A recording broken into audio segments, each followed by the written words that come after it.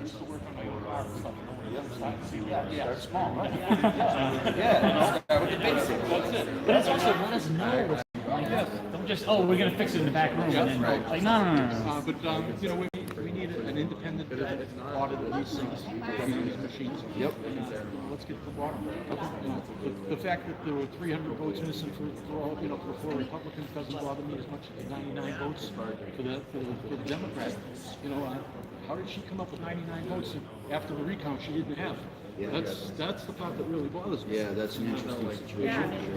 I can't figure out a scenario where human error would do that. You know, they have to take 99 votes off and send it to total. Yeah, I'm live. It was an electronic problem, you know, whether it's, just a burnt out, machine. Yep. Or was it essentially done? Yeah. We gotta find that out. I've never had so many calls and so many emails on a subject. I believe it. I'm from Derry.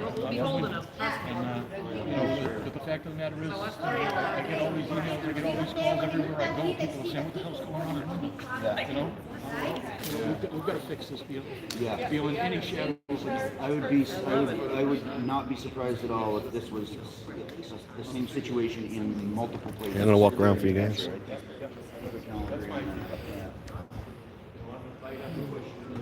Check out your signs, guys. I'm live on the internet right now. We the people want election integrity with the complete and thorough analysis and forensics audit of the November 3rd election. Right on, right on. Remember, you work for us. Yes. Oh, I remind them every day. I remind them every day they work for us. That's what I do. It's what my full-time job. we need more people like you. Thank you. Yeah, we need more people standing up and, finally making a stand. We're trying. Yeah. We got it tonight, man. I'm just so glad I'm in New Hampshire and not anywhere else, really, because this is very active state. Don't talk to Kelly. Don't talk to who? Don't talk to our friend Kelly. She's moving out. She's moving because she's Oh. so frustrated. Oh, yeah. Yeah, sure. Yeah, I mean, grass isn't greener. Right. It's happening everywhere. It's even in Florida where you think that it's open. It's happening there. Oh, yeah. Oh, absolutely. Florida with election fraud? Hey, let me know when you meet Chad. He'd be hanging out there. Governor of Florida had a personal message for the so-called president. Oh, yeah? What'd he say? What? Go Peppers. Oh, yeah. Good choice of words. And then he hung up on him. I guess he didn't call him Mr. President. Oh. We can put that on the calendar. Oh, you're live, man. Don't worry about it. Hey, you're in public, man. Everyone's here to speak their mind. I think don't be afraid. You better believe there's cameras everywhere else. I'm not afraid of those. They're gonna use them against us, right? They don't use them for us. This is for us right now. So.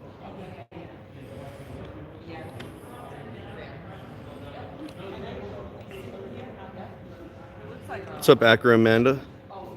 Good to see you too. Word 'em Up TV. Welcome in, guys. Yeah, guys, we're in here in Windham, New Hampshire, and people are claiming that there's election fraud, and they want them to open it up and do a good study of these votes and make sure it's accurate to what actually happened. And these people are outraged. This is the election that happened on November 3rd, and we'll see how this goes. There's going to be a lot of people here tonight. The police officers there in the back, guys, they were questioning our masks. Why didn't we wear masks when we came in? And I'm sure they're discussing, hey, I know that guy over there. That's breaking the Flaw.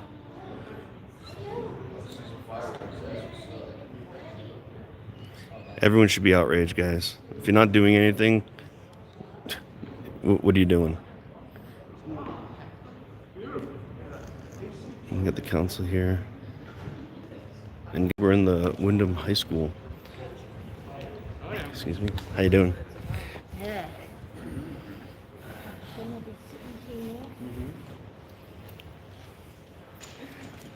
Guys, we're here with Jason Gerhard and Savage 603.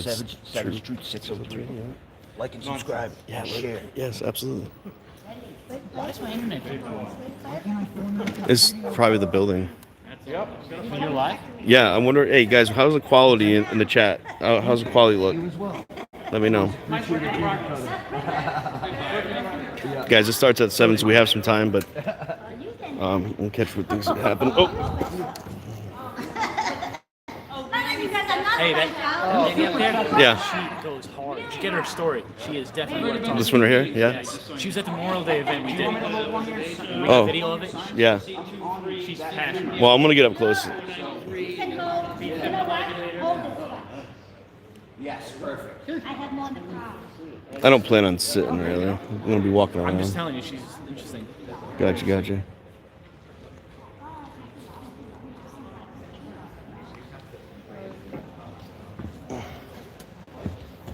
Yeah. I'm wondering what they're discussing about the masks. I saw them just like pointing over in my direction. Somebody was out front complaining. About masks? Yeah, one of these guys was complaining. All right. Well, welcome to America. Yeah. If you don't like it, move to, I don't know, North Korea or what other horrible countries. Venezuela is pretty bad. You don't have to worry about free speech there. No facial expressions.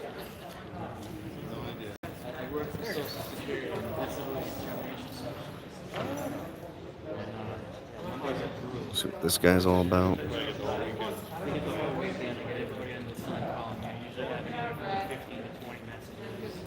Yeah. I just think it's funny because they really don't want a meeting this big. You know, like, Of course not. Yeah, there's no face diapers and some Karen got triggered. no, Ken. Ken. We call them Darrens yeah? instead of Karens. Good point. Okay, that's better.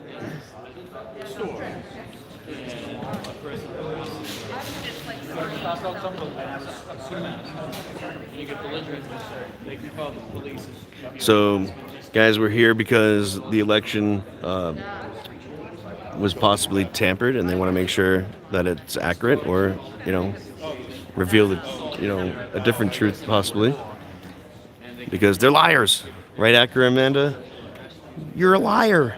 That's her thing. Who's that? Acker Amanda, her slogan is "You're a liar."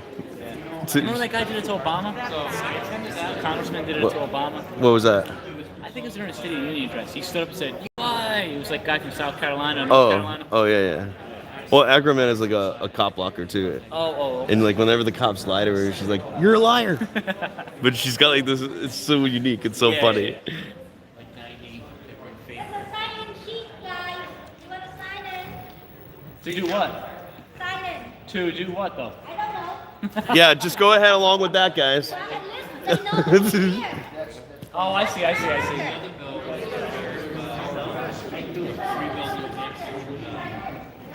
At the top in very, very tiny letters, FEMA bus. Yeah, I'm just gonna say. I love it when you go to like city halls and like, oh, you have to sign in before you can go in the city hall. I'm like, okay. I just draw a line. I think you can speak, I think. Oh, to speak. Okay. Sign in. Well, doesn't anyone work in this town? Like, can't somebody sign in? Doesn't anybody work in this town? I appreciate the volunteers, so we don't have to pay for it. No. I'm saying like people. I agree. There should be some openness to that. In my car, I do. You want to go get it? Tell me where it is. Yep, it's on the back seat. It was like right next to you in a small case. Unzip it carefully, open it, and you're gonna find the SD cards on like one of the sides. Yeah, here, hold on. It's like a small pouch case. This is my seat. Make sure nobody takes my seat. It's like a plastic case, right? It's on you. Like a little, it's about this big. Right on the back seat. Yep. Shut up. No, you know what happened was all the footage that I had from the other stuff is it was still uploading to my computer, and somebody didn't tell me he was going to be at my house until he was 5 minutes away. So Oh, my bad. I had to transfer everything off it. All right, so go it's get still it. Go, hurry up, transferring hurry my up, hurry left. up. I kind of gave you updates. I'm gonna go with you. You guys are going to listen to all these people speak. They're signing up right now to speak. I'm going to go outside with Savage.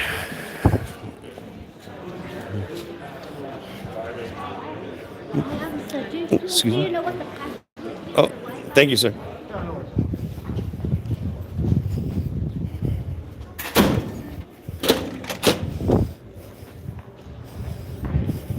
How are you?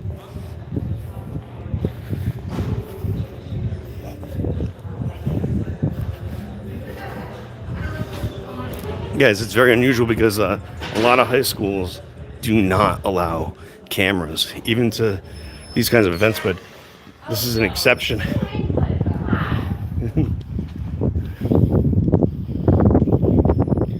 Is this where we vote?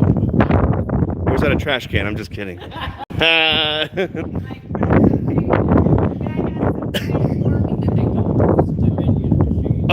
Oh yeah, right.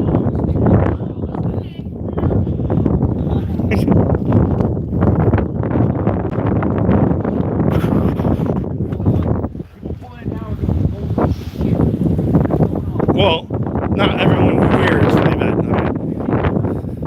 Yeah.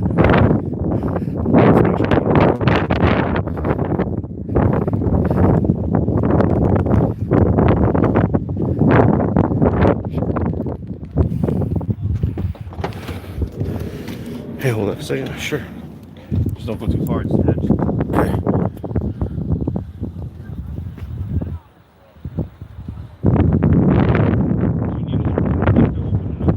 No, it's in my GoPro. I can get it out with my finger. Okay. You got a decent size. I'm gonna bring this whole thing. Yep. Just so Yep. we don't lose the little thing while you have the GoPro in your hand right now. No, it's in. Okay, so let's go back. Yeah, let's go back. Yeah, let's do it inside.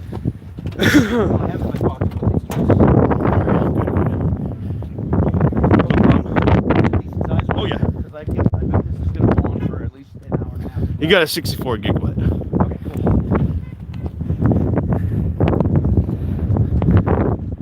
I'll probably have you pull it off because I need it back. It's in my backup. So. So I have a card with me right now. But the issue that I have, Yeah.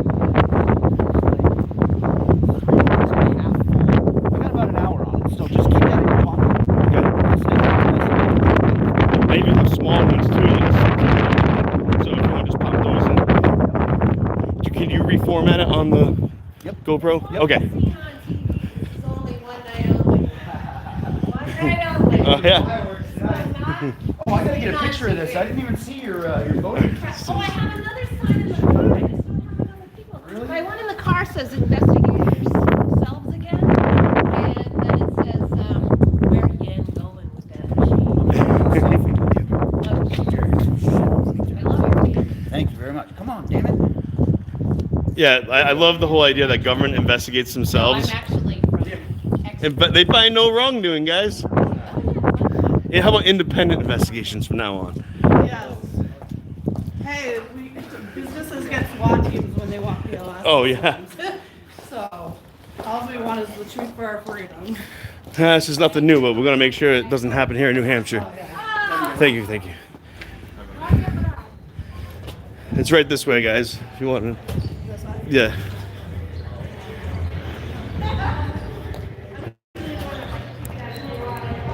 This is probably the nicest high school I've ever been in.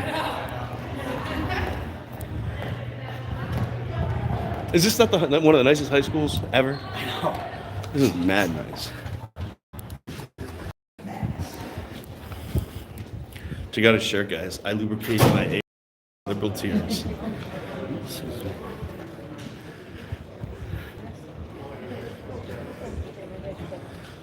Looks like Savage is going in for a wrestling match. I think we were talking on the way in. Did you say that you were digging into this? I gotta go shake this guy's hand. Hey, I think Savage should sign up to speak, but when he's about to they're about to call him, he's in the back hyping it up like a WWE wrestler, and he comes out like Savage. Oh.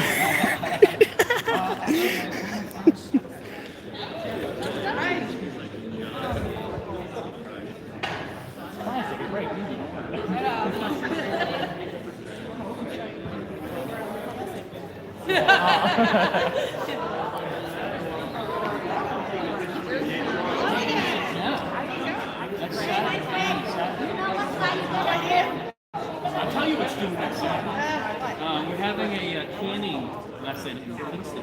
Hey, press an inch down. Oh no, I've been wanting to go to this for a few days. I've seen it in the chats and stuff, but I don't know why you're not here. This is big.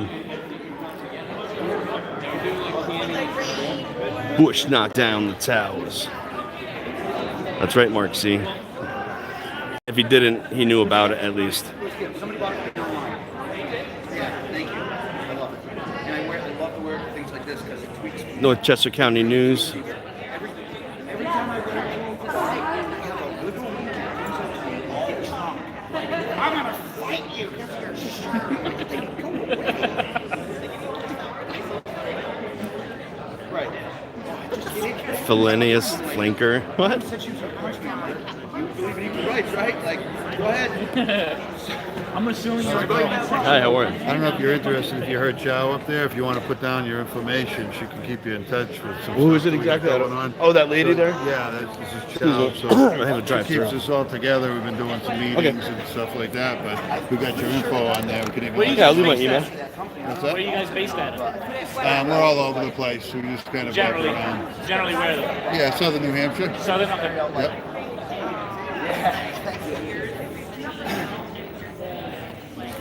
Do you have like a group or something, or is it just a bunch of people hanging out? Like, Yeah, just a bunch of people hanging out and just, trying to stay abreast of all the stuff that's going on. is enough, right? Is enough going Excuse me. on right Yeah, now? there Also, is. outside of, Awesome. we've been having meetings, not meetings, we're having little like gatherings with some state reps show.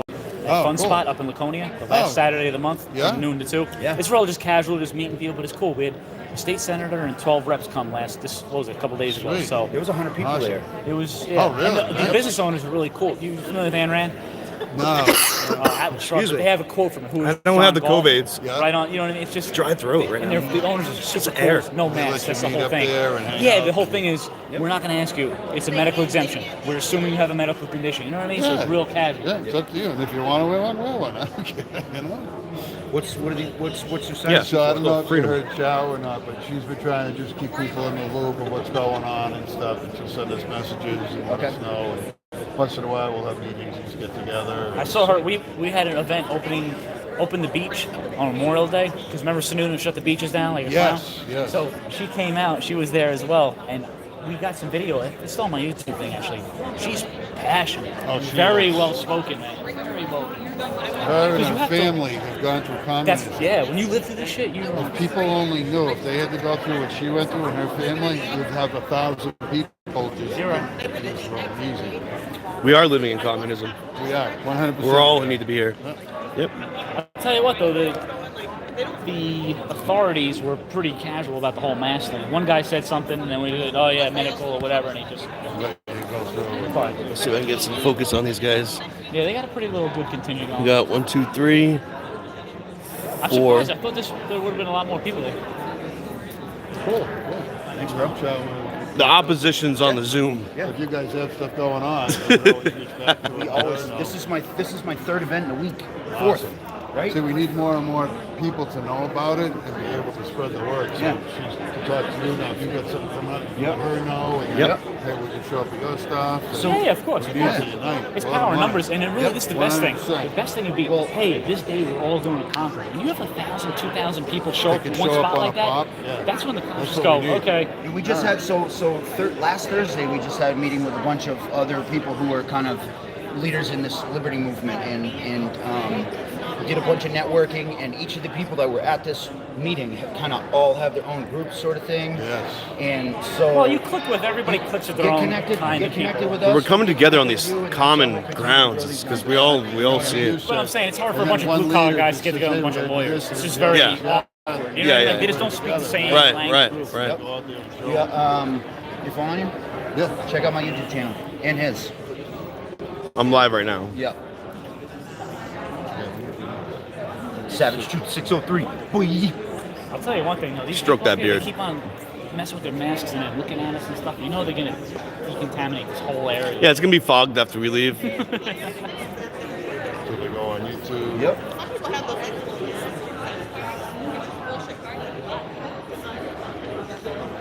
It was funny because like I was walking and some of the students would give me weird looks for not wearing a mask. Savage truth. It's like, oh, this is unusual to see people without masks here in this school. So I'm gonna. Yeah, we did a little bit of reality break to them. Take some people. That's me A lot of right people there. here aren't playing the You mask. can Yeah. see. You can see. I do interviews and stuff like that. We do a lot. So of I'm gonna do a kind of like a scan here of masks. Like, If you don't mind, you should ask these people what their titles are. Like, okay, there's yeah, no signs. yeah, I'll ask. I can do It's that. good auditing. Yeah, I appreciate that. I just like get the nerves at the start. Oh, okay. Yeah. I mean, no, do you? I'm not trying to force you. I just want to do that. Excuse me. Stop that. The founding fathers wanted the senators to be appointed by It's okay. the state. Susan Hamola, she's a rep.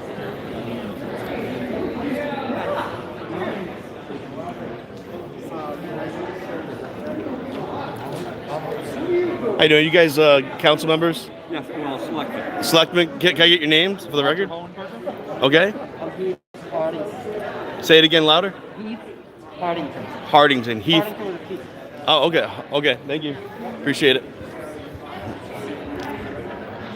Hey, are you guys council members, selectmen? Selectmen? No. Are you moderators here tonight? Nope. Well, are you? In the equipment. I'm just wondering what your position here was. I'm the IT director. IT director. All right. Thank you. You, sir? President of LHS Associates. Okay. All right. Thank you.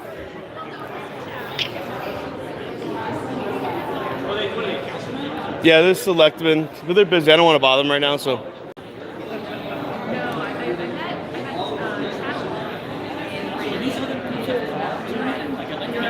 They have cards or something? Some of these people I recognize in other events. Like what kind of events? Like this blonde hair lady I recognized. I don't remember what it was. I want to say it was the shutdown rally, the first one I went to. I didn't get a chance to say that. How's it going? Good yourself? I think I've seen you at another event, possibly, or no? You didn't go to the State House at all? No, okay. It's not okay. I write articles, Oh, okay. so I wrote the article. I had the first petition, but it got taken down. Oh. My petition was up for Oh, just to give you extra. I'm still gonna need probably use taken down by Isn't like there a town petition if you collect enough signatures? Those people really Like it's 50 or something like that. They have to like vote on it. I was doing it for the whole audience.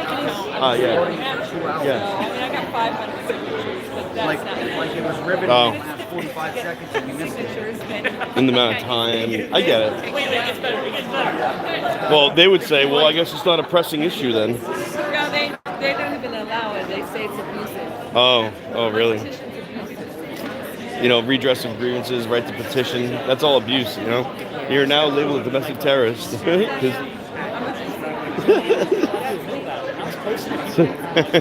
well, you don't want to let these tyrants do whatever they want? It's shocking. The Georgia thing is happening. I said, we're New Hampshire. We're going to show them how it's done. Yeah. And we are no different than Georgia. True. We are Georgia. Yeah. It's true. Gross. Well, I can't wait for the people to make us think. It's gonna be great. You gonna make us think? You sign up with a speaker? Dude, I Sign up. I signed up. don't know if I really want to. You don't have to say much. Just say, hey, listen, do it the right way. Don't let this just fall through the cracks. Just say, you know what I mean? You don't have to give them a speech. Just say something. It just adds a little bit more, like, Let's see what you guys say in chat here. Steve Thibodeau, how you doing? Josie. Take COVID as a crime against humanity. I agree. This is not what this is about today. This is about election fraud. So here's the signs, guys. Stop the communist and terrorist revolution. Count legal votes. We won't let this go. We want a state audit I think, I don't really trust the state doing an audit on the state. So why don't we do independent investigation and independent audit? That'll be more accountable. We can't trust the same people that made the mistakes to investigate themselves. This is that guy with the lubricate shirt. The kid's ass. Fuck yeah, I know. They're not supposed to be showing everything. Yeah.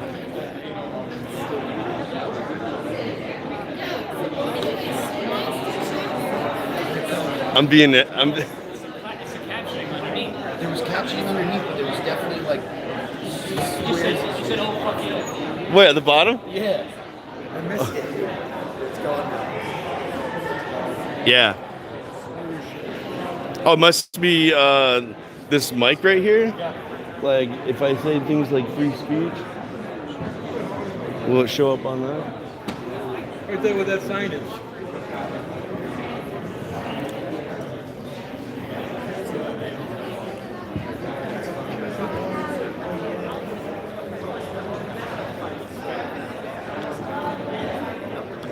So I guess someone must be in the Zoom meeting and they said some swears. Like hell fucking yeah. Hell yeah. Oh fuck yeah. This is fucking bullshit. Maybe it'll show up because I'm right next to the mic, guys. See, look, I'm right next to the mic. I guess it was sub captions, right? Of someone talking? Yeah, Oh, there it is. I spoke into the mic, maybe it would come up. I was like, hell yeah. That is. It's weird. Never mind. That might be some sort of... Get the guy to get a hold of you? Yeah. I was talking to you.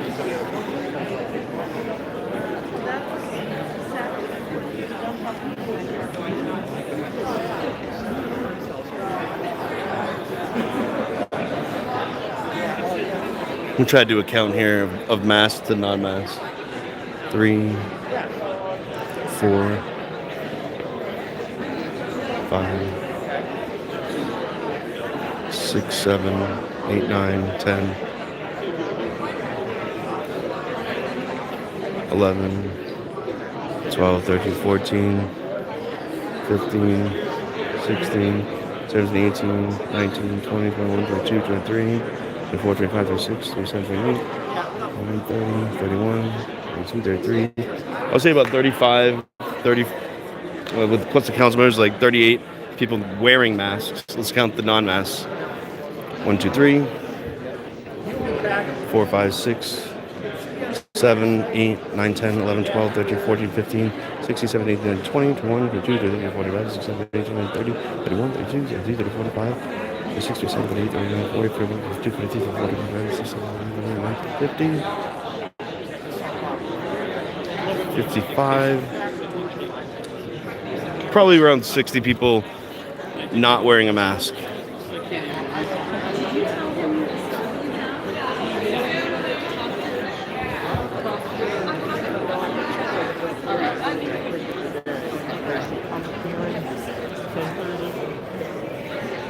I'm just gonna lean back on this stage here. What's up, me the people? You should be down here, man. Get over to Windham High School. These people are outraged. We the people want election integrity with the complete and thorough analysis and forensic audit of the November 3rd election. Oh, my zipper's down, I just noticed. Man, they always fall down on my overalls. Yes? I'm just chilling right here.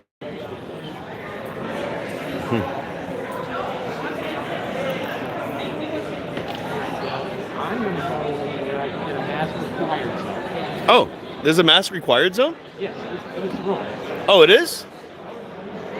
Oh, It's on the door. what? Anybody read it? What's the requirement though? Are you talking about the governor's ordinance? Talking about the selectmen's ordinance. It's on the door here. Do you know that the governor's ordinance specifically says that even town ordinances can't be forced the mask? Okay, I appreciate that, but we're in public space, so. But could you wear a third mask? Because I'm not wearing one. Could you do that for me? Wear a third mask. I'll feel more comfortable if you wear a third mask. Thank you, sir. I appreciate you wearing two, but a third is going to do a little bit more help. You know, every time you wear a mask, it's about 20% of your oxygen levels. So, okay. If you wear 5 masks, you're not going to have any oxygen, but...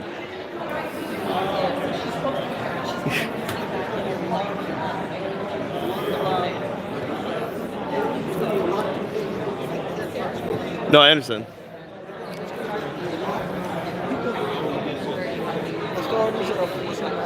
Yeah. Let me tell you right now what you said, okay? And the governor's even, yeah, the governor's ordinance number 74. Governor's order 74, rules 5 and 6 are the exemptions. Rule 4 says basically any town cannot actually force you anyone to wear a mask, and their ordinances do not even trump his ordinance, which I don't see how his ordinance is even relevant anyways, but... And I think it was number 6 that had the medical exemption. Yeah, 5 and 6, yeah. You can't ask for proof. That's right. They're not legally allowed. That's a violation of HIPAA law, and you could sue them. ADA, that's an ADA lawsuit right there.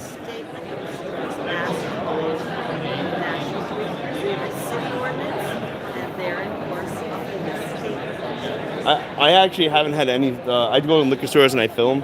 I film public, public spaces, town halls, police stations, liquor stores. They're state run, right? So I go into these places. They don't give me a problem. Liquor stores didn't give me any problem.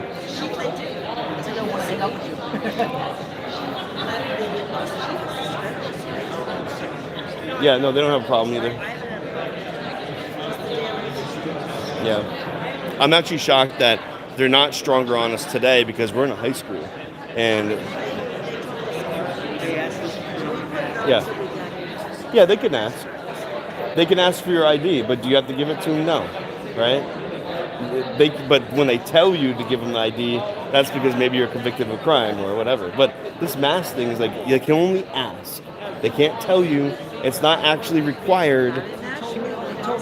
Oh yeah, Nash was bad. What's that?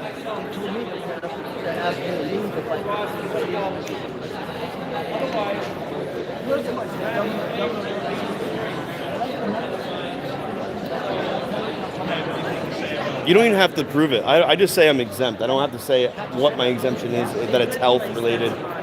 What's that? Market basket, that's fine. Yeah. Oh, yeah, they don't care. I was in there once, at Delhi County, and this kid gave me a hard time. So I went and spoke to the manager, and I explained to him that I was denied service. Yeah. And he came back and corrected. Oh, really? Well, they know that if they deny it's a lawsuit. But okay, so I did go to Nashua. We did a maskless flash mob of the Hannafords. Okay, I have it on my channel. You can check it out. I had a friend that was arrested in this case who was not parking. Well, they did that to me. They trespassed me and a few other people of my friends that we went there. But like a woman with her 2 children, where was refused service. She was already at the register. Half her items were already like self-checked, and they refused to let her cash it out. The guy never asked us to leave until we got to the register. He just said, "Where's your mask?" And he's like, "All right, I'm calling the police." Well, he never asked us to leave.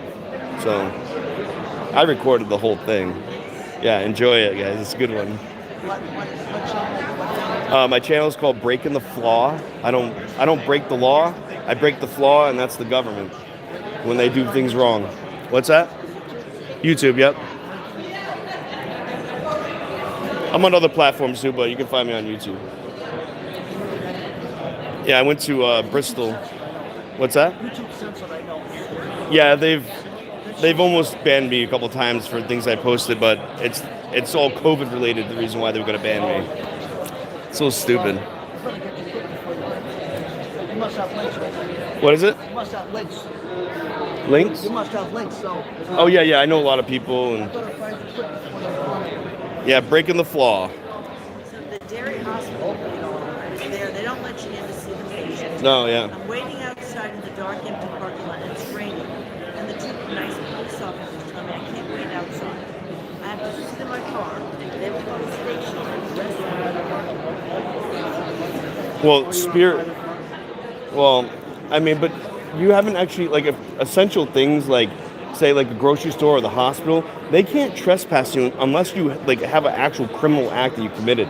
They can't remove you, right? And now they could try a medical kidnap, which they tried to do with me. Criminal trespassing is whistleblower trying to help. I know. So real. I don't know. And what's funny is people go into these COVID test sites and vaccination sites, the drive-up ones. They're not medical professionals. You're gonna take a shot from non-medical professionals? That's scary. What are you doing? What's that? Well, it's your. I think people have personal choice. Yeah.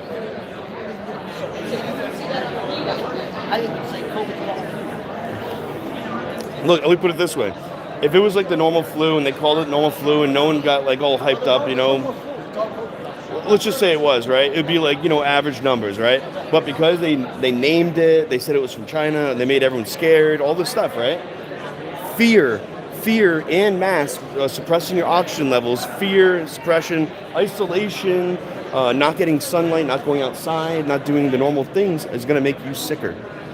And just the fear factor is enough. I mean, more people have killed themselves than probably died of corona this year. Oh, yeah. Yeah. The transition back to normalcy, real normalcy, it's going to be another shock transition for society. And but we need to do that sooner than later. How much and who is paying him Welcome to the March 1st meeting of the Windham Board of Selectmen. First order of business will be a roll call, and that's, it's a RSA 91.823 motion that we should make because this is a regular meeting of the board, meaning that we have a physical quorum present, and so the Zoom COVID rules do not necessarily apply pursuant to the governor's executive order. So for the board's knowledge, a public body may, but is not required to, allow one or more members of the body to participate in a meeting by electronic or other means of communication for the benefit of the public and the governing body, subject to the provisions of this paragraph, which states that a member of the public body, being Ms. Simmons, may participate in a meeting other than by attendance in person at the location of the meeting, only when such attendance is not reasonably practical. Any reason that such attendance is not reasonably practical shall be stated in the minutes of the meeting. So do I have a motion to allow Ms. Simmons to so participate? Motion by Roger. Second, Bruce. So here, since she's not in the meeting yet, all those in favor? Okay, motion passes 4-0. So with that, Jennifer will be in the meeting. Please explain the fact that she is on quarantine. Yeah, and so the reason that will be reflected in minutes is that she is on required quarantine, so that's why she cannot be here tonight. So with that, then, any votes of the board, any action taken by the board will be done by roll call tonight, so as to include Ms. Simmons in that. And do we have Jennifer? We're just confirming that we have Jennifer. Okay, so with that, we'll start with the Pledge of Allegiance. The flag, I believe, is behind.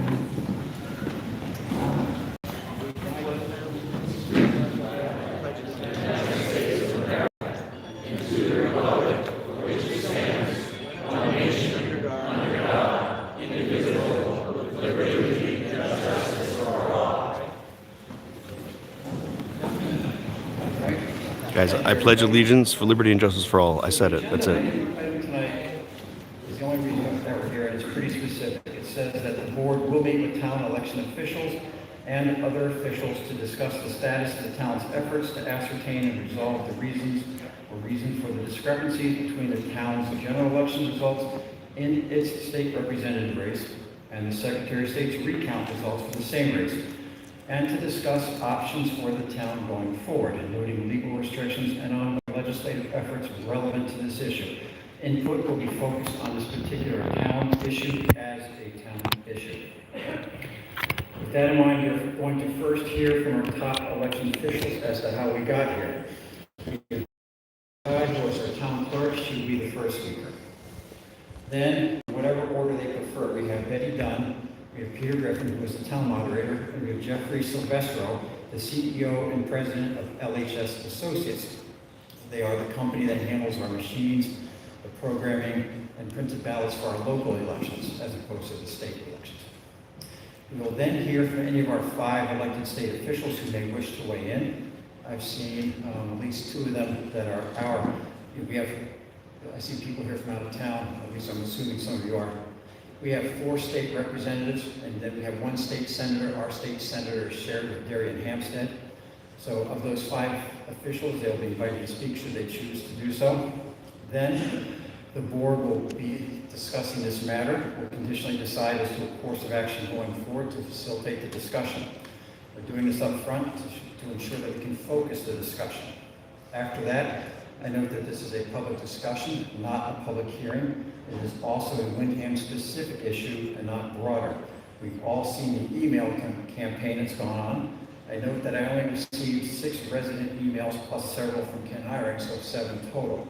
So I compare that with 10 or 15 for the Hayes Park boat ramp agenda item last year. I'm not sure if you're familiar with that one or not.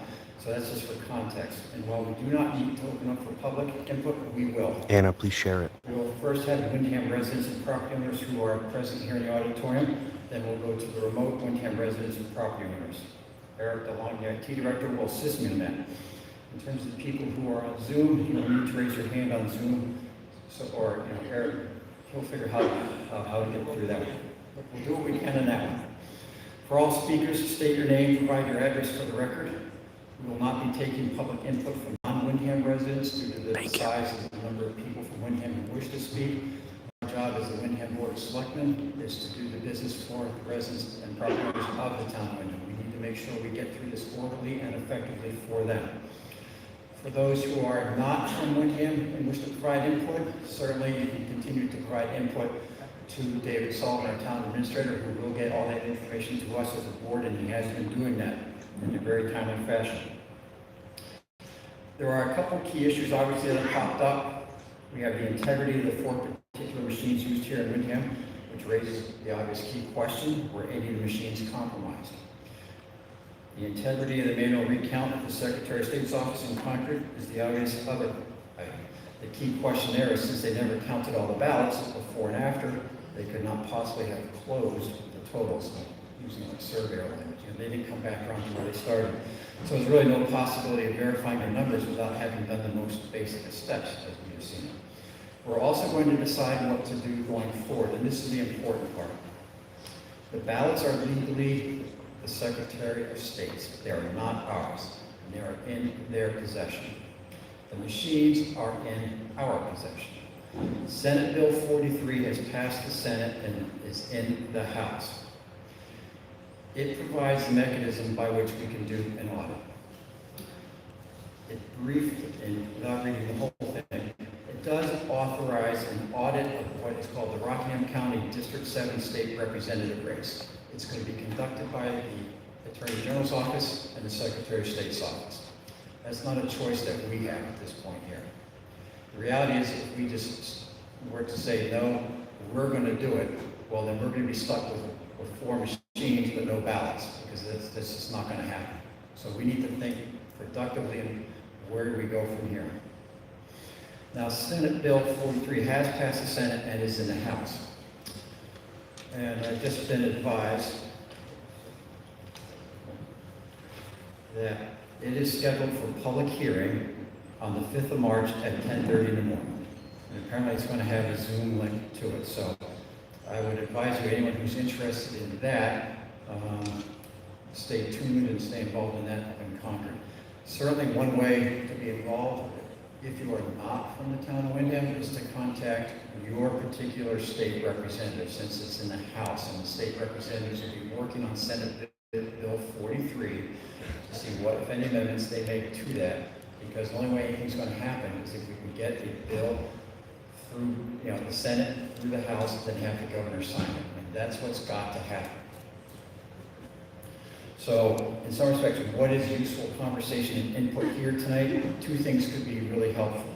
One, whether or not we want to ensure that 100% of the ballots are used in the audit, because as everybody knows, not all the ballots were counted in the recount, which has been why there's an open question of what happened up there.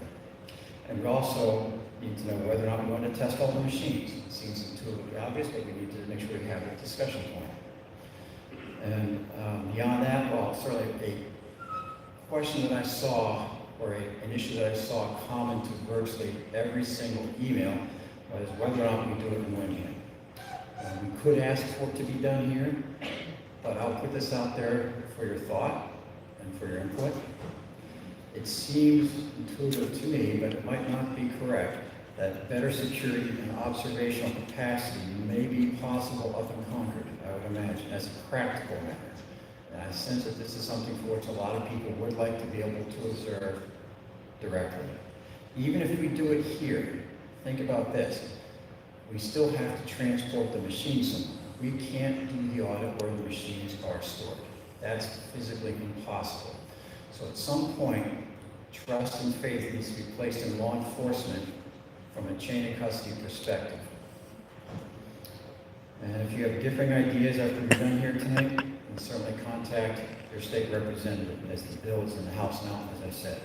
So with that, also, yes, Roger? Guys, trust the police. Trust the police. Before they invite to the Secretary of State and the Attorney General, do you know if they're present in Zoom or if they're going to be part of this meeting? My information that I received in the last, I did see an email that Dave circulated to us from Bud Fitch, who is, I believe, he's like counsel for the Secretary of State's office, is that correct? Okay. He advised that they will not be attending or observing, and that the Attorney General's office perhaps will be observing but not participating. So that's the best information that I have. Okay, and with that, Nikki, would you please come up and take us off? Thank you. And for those who don't know, this is Nicole Botai. She is our town clerk. She is our top elections official here in Windham. Hi there. Good evening. My name is Nicole, and I'm the town clerk, and just one of the many election officials that conduct Windham's elections.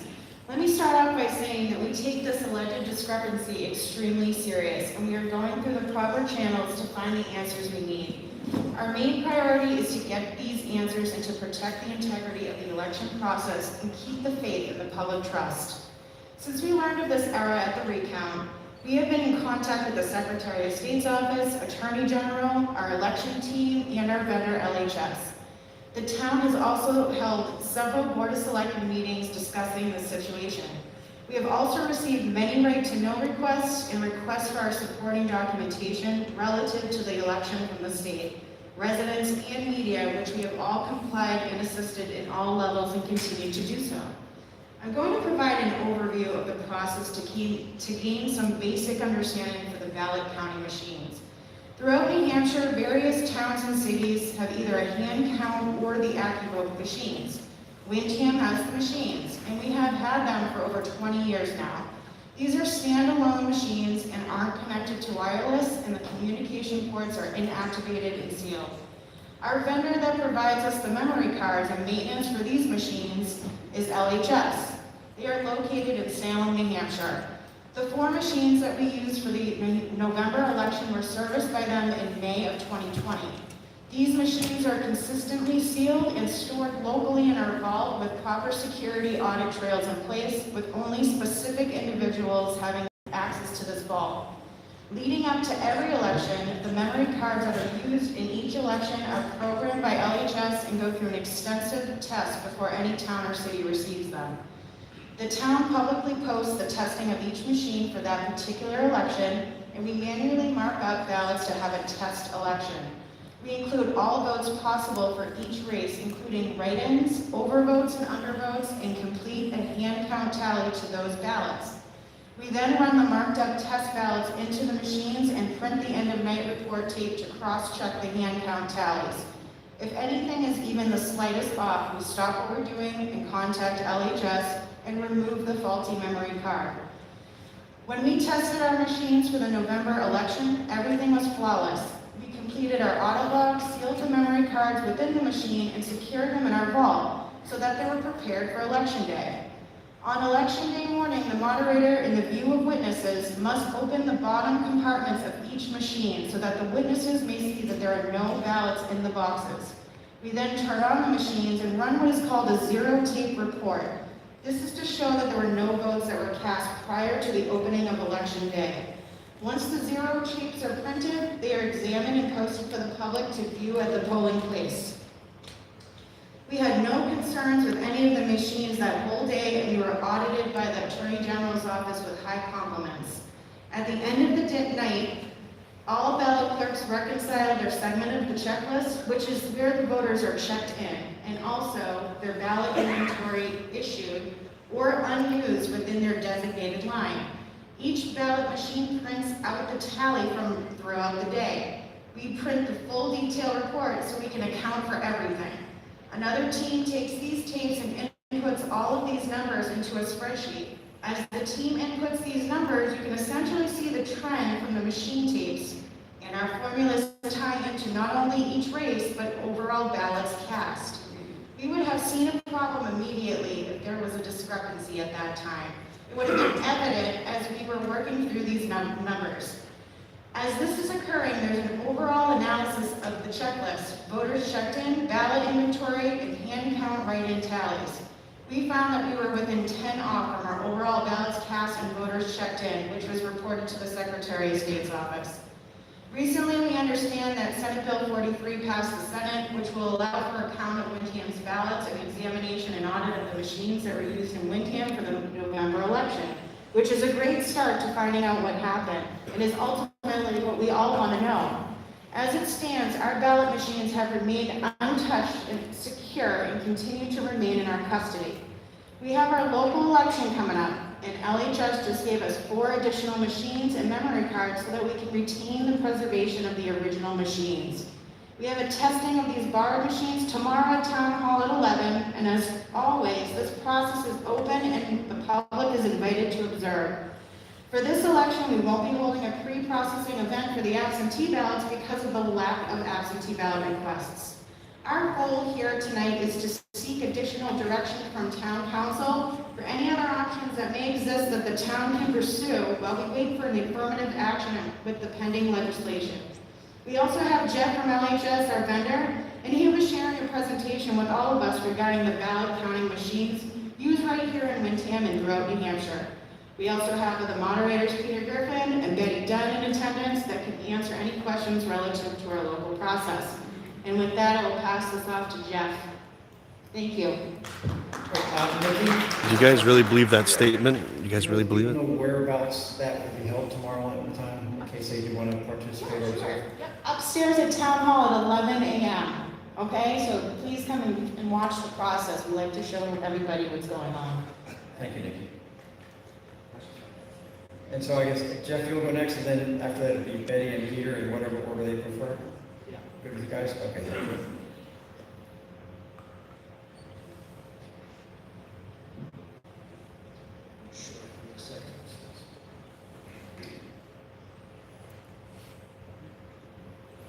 Bear with us on this presentation. We're having to do it off a PDF copy of the PowerPoint that I submitted, so I'm going to do a little kind of hand signal change slides. My name is Jeff Sylvester. I'm the CEO and President of LHS Associates. We are the New England vendor for voting machine support throughout the New England region. What I want to do now, it's great.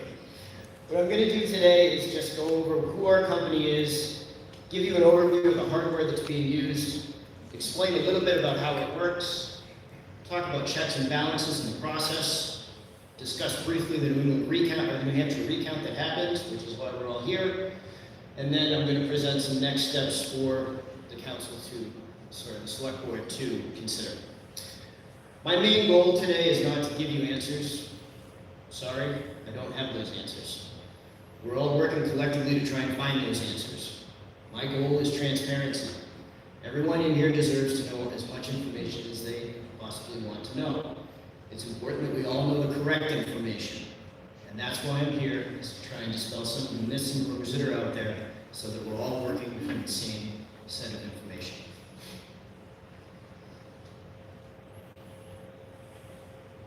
So, LHS Associates was incorporated in Massachusetts in 1972. We are a multi-generation, family-owned business. Okay? Connecticut, Maine, Massachusetts, New Hampshire, Rhode Island, Vermont, that's where we go. Okay? We are limited just to this territory here. From 1994 to 2002, we were a global election systems vendor.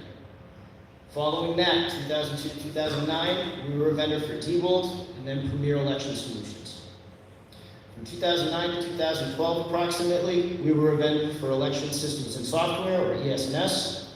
And then following that, in 2012, we became a dealer for the Dominion voting systems. There it is.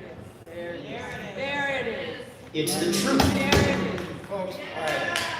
All right, let's be clear right up front. We're going to have respect for speakers who are speaking. If you do want to cheer and jeer, then you need to go outside or someplace else or participate remotely. But that's interfering with the ability of us to have this hearing, have this discussion. So please, let's have a little respect for the speakers. Thank you.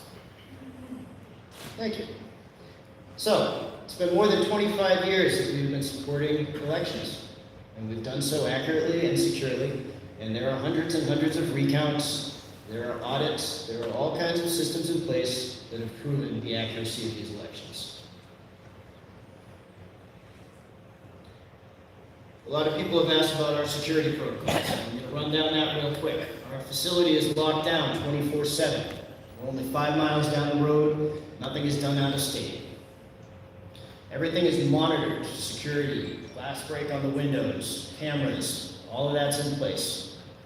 Every single programming terminal is disconnected from the internet. Nothing is connected to any network anywhere. They are standalone systems. Every one of my employees submits to an annual Corey check. That's a name-based background check for criminal records. My employees undergo annual and ongoing security training in cybersecurity and physical security. As I said before, we have submitted to many audits, both by states, cities, and independent third-party analysts. Okay? Our systems are also subject to a post-election audit in Connecticut, Massachusetts, and Vermont.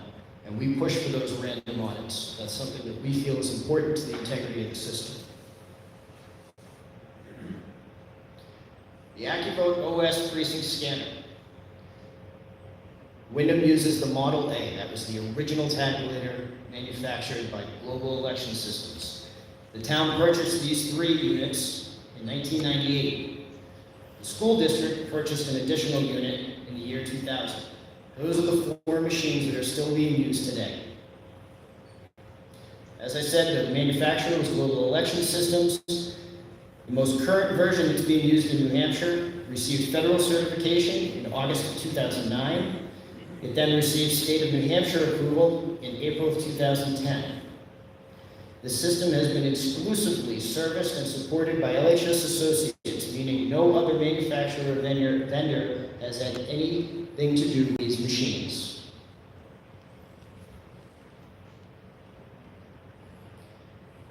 In Windham alone, these machines have been responsible for 6 successful presidential elections, 6 successful first-in-the-nation primaries, 11 state primaries, 11 general elections, and 21 town and school elections.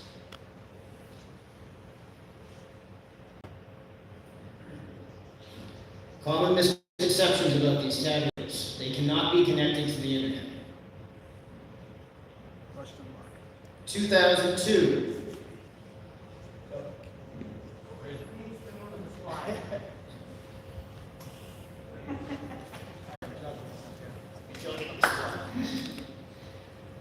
In 2010, as part of our certification, we were required by the state to remove any modem that was present inside the tabulator and dismantle, disconnect, permanently disable the ports in the back of the machine where any of those connections would have taken place. All of that was done under the witness of the town clerk, and all that paperwork was submitted to the Attorney General's office. Since then, those machines are required to be sealed. Any opening needs to be sealed, including the opening where the memory card goes. All of those seals are documented as part of the testing, and the town clerk keeps those records. The Attorney General does spot checks on election day to check and make sure that the seals that are on the machines are the seals that were used during that process of testing. So again, there is no remote access that's available to those voting machines. It's just not possible. Tabulators are never removed from town's possession. They stay in the town clerk's possession, locked in the vault at all times. When we come in to do our annual service and calibration of the machines, it's done under the watch of the town clerk in the town clerk's office. As Nicole stated, all tabulators, ballots, everything in the program, they're all tested prior to every election. This is a two-layer test. We test everything internally in our office, and then that same test is conducted in the public view by the town clerk. The last misconception revolves GEMS as an accumulation software.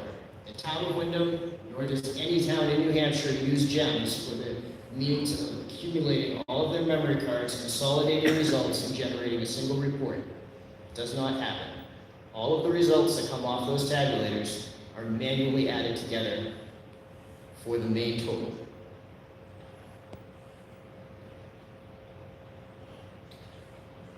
So, how does it all work?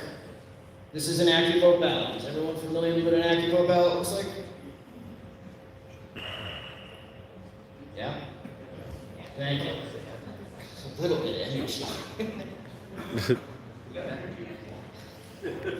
As long as it's respectful, yeah. All right. Around the edge, the perimeter of the ballot itself, are these little hash marks. Those are called timing marks.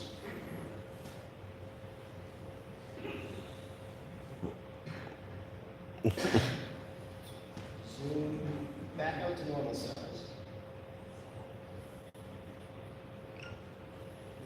Is there going to be time for questions? A little more. There you go.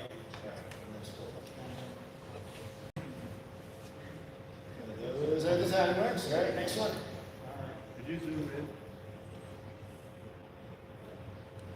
Okay, all those timing marks form a virtual grid across the face of the ballot of intersecting points.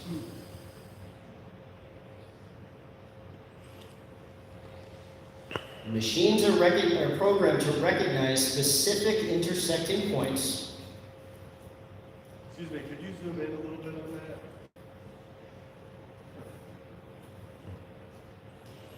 Those intersecting points are called voting target areas. If you're familiar with the ballot, that's where the ovals lie. This guy's gonna drag out an explanation about how the ballots work and everything, but this is not really, no one really cares. Okay. When a mark is made in a voting target area, that vote is recorded for the candidate assigned to that position.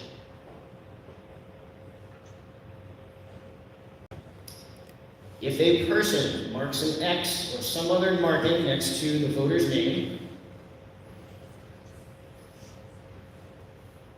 or circles the person's name,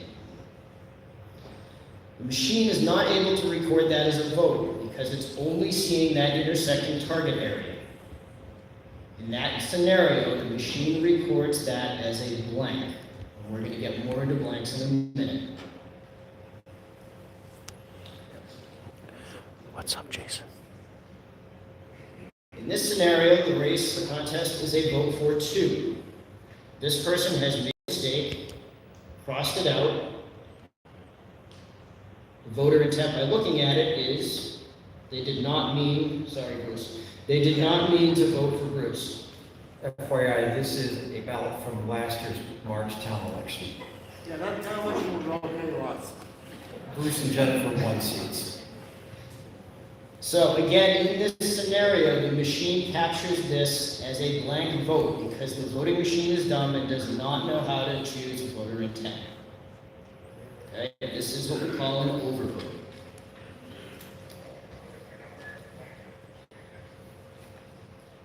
So why is all that important? Well, it's important because the tabulators in New Hampshire, unlike other states, are programmed to accept blank ballots and overvoted ballots at the polls without notifying the voter that they made a mistake.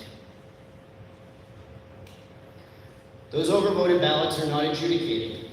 They get kept in the box, they get sealed up after the election, and only in the case of a recount, where a person physically handles that ballot, is voter intent actually determined and votes are given to candidates. Again, in this scenario, at the tabulator, the voter is not notified of mistakes and is not given a chance to correct them.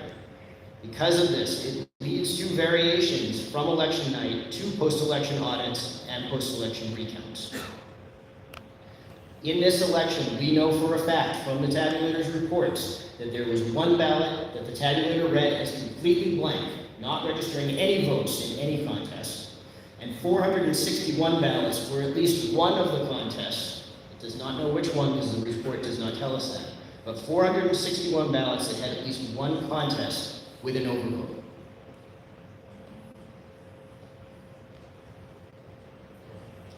Checks and balances.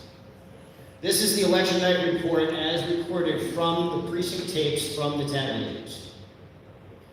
What's important with this is how we determine how many ballots were cast, because knowing the total number of ballots cast versus the number of people who came in and voted that day is how we check and balance that our election was done correctly. Number of blanks, no, actually, I'm getting ahead of myself.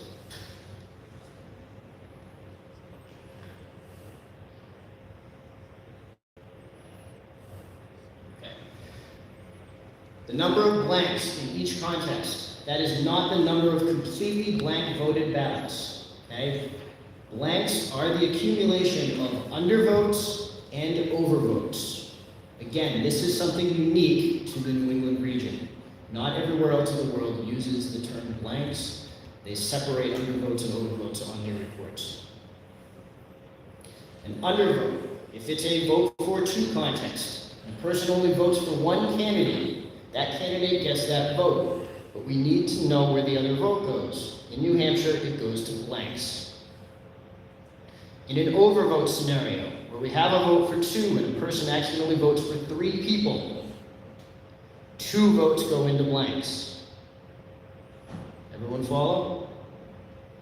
Because it's a vote for 2, so we have to account for the 2 votes that that person would have gotten that was mistakenly overvoted, 2 votes into the blanks. So we essentially are treating blanks as a candidate who is accumulating votes that were not assigned to the actual candidates that are running for office.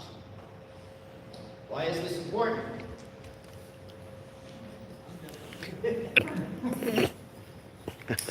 Oh my God. Yeah, that's clear. It's how we capture the total number of ballots that were cast in a multi-vote race, such as our state rep race, correct? It was a vote for 4. So we need to add our blanks, we need to add all of our candidate votes, we need to add our write-in votes, and then we need to divide by the number 4. And when we do that, we get the 9,926 votes, or ballots, excuse me, that the machine captured. We then had additional ballots of 80 that were hand counted. They did not go through the machine. And that gives us the grand total of 10,006 ballots that were captured on that election.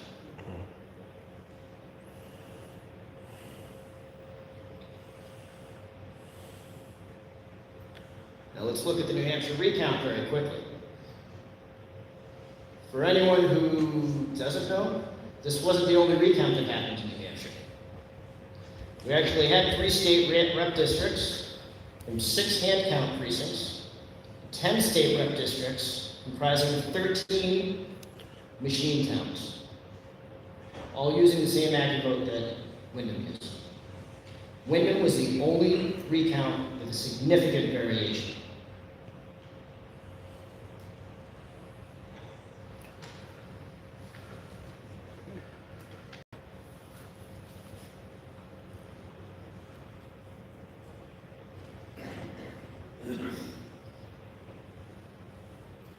In that recount, there was important data that was missing. The state did not verify the total number of ballots they had in their possession. They did not account for how many ballots were completely blank, and they did not report their undervote and overvote totals. Back in that previous slide, you saw the importance, checks and balances. You need to capture all of that information to be able to determine that the right number of ballots was counted.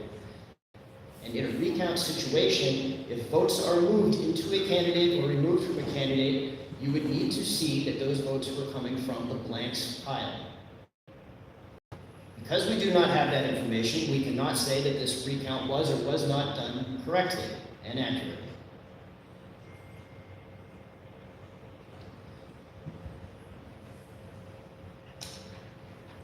So, next steps, that's why we're here, right? LHS, as the vendor, we are completely in favor of a 100% audit of this election. Every single ballot, all 10,006, need to be hand counted again, and they all need to be run through the machine again. That needs to happen. Public testing of those voting machines needs to happen so that this community and other communities have faith in the system that works. It's been proven time and time again. We're in a situation where it needs to be proven once more. So it needs to happen. Finally, our pledge to this process is to make sure those 4 voting machines in question stay locked and secure, this chain of custody is intact. I'm not going to profit off that situation. So neither the state nor the town of Windham will incur any cost in me loaning machines and memory cards for the upcoming election in 2 weeks. And that will guarantee that the 4 machines in question stay locked, sealed, secured in their current state.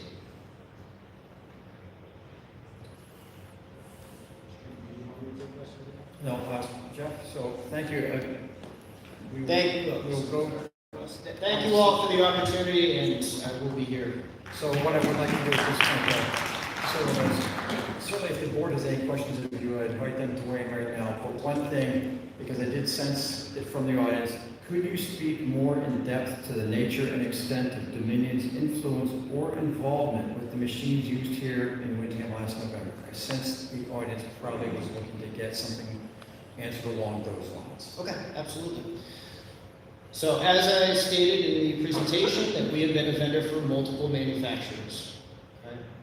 New England is a home rule territory, meaning our elections are run at the town level. You go to other places in the country, they're run at the county level or at the state level. Because we comprise ourselves of many small towns here, it's not a situation that a lot of major manufacturers want to get involved in.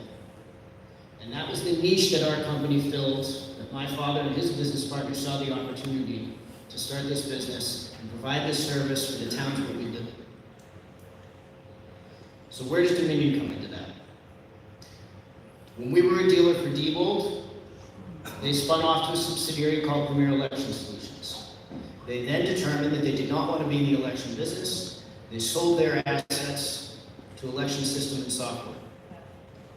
There was an antitrust filing saying that that was going to make ES&S too large, and the Department of Justice forced ES&S to divest the assets of Premier, which were then purchased by Dominion. Dominion simply owns the intellectual property to the AccuVote. They did not manufacture it, they did not create the software, and again, LHS is the only one who programs and maintains these machines. Thank you. And Roger? Thank you, Mr. Chair. One of your earlier slides, you had that there was post-election audits on the machines in Connecticut, Mass, and Vermont. How come not New Hampshire? That would be a question for the Secretary of State or the... Yeah, he decided not to come tonight. And how is it... sorry, because I don't want to throw anybody under the bus, because again, we're all in this process together. I know there is a bill right now for them to evaluate some sort of post-election process, but we do not currently have that in the state. And one for, actually, yeah, Senator Birdsell's here, I think she might speak, she might be able to address that particular type of question. Okay, one other question though before Senator Birdsell, if I can. Has there ever been any discrepancies found during those audits in your states? Okay, thank you. Heath or Bruce?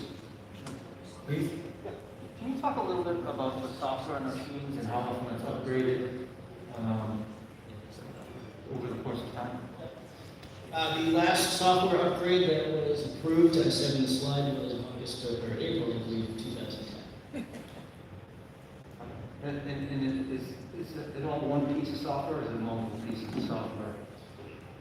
The age of this system, so what we do is we are upgrading the actual firmware that's inside the machine that recognizes the software that's used to program the machines themselves. And as far as if these machines were to go to an audit, is there a way to save the state of the current condition of the memory cards so as to preserve that data just in case? Because we're obviously going to run the ballots through the machines again. If you were trying to use the same set of media, so the machines and the memory cards themselves, no, the only way to reuse that system is to actually wipe it and then start accumulating ballots from scratch. Is there a way to copy that data off? They're physically copying the data. Before you run that And I test? believe that's the state's intention, is to actually copy those memory cards so that they can keep the current cards in the state. That's good. Thank you.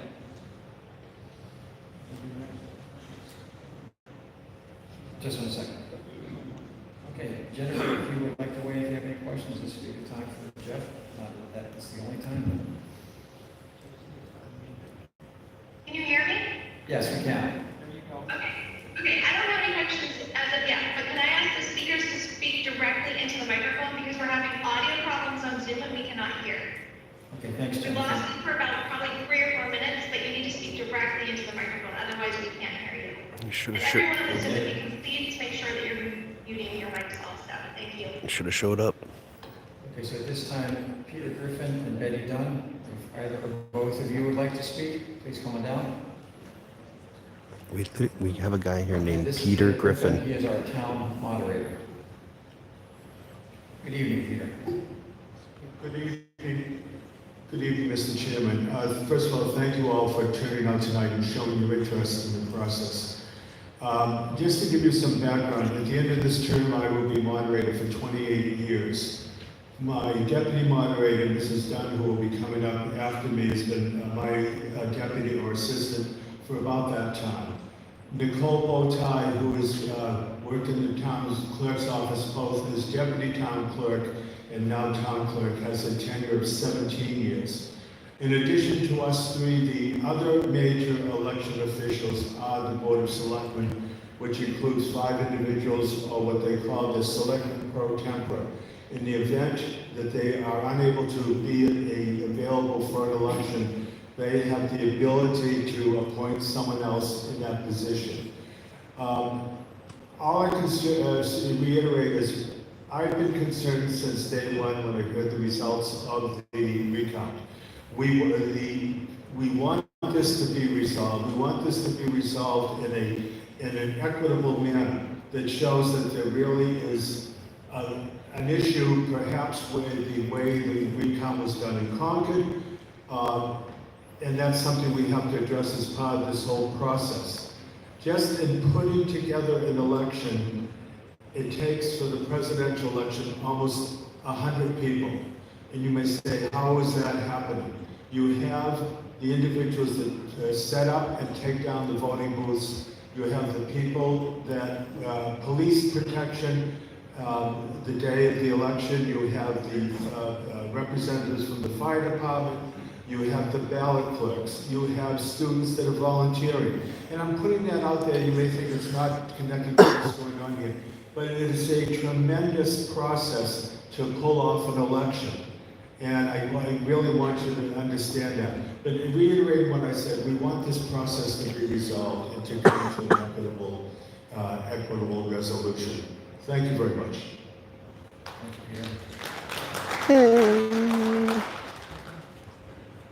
Good evening, Betty. And Betty Dunn is the school moderator, but for this election, I understand that she was the deputy moderator. Correct, correct.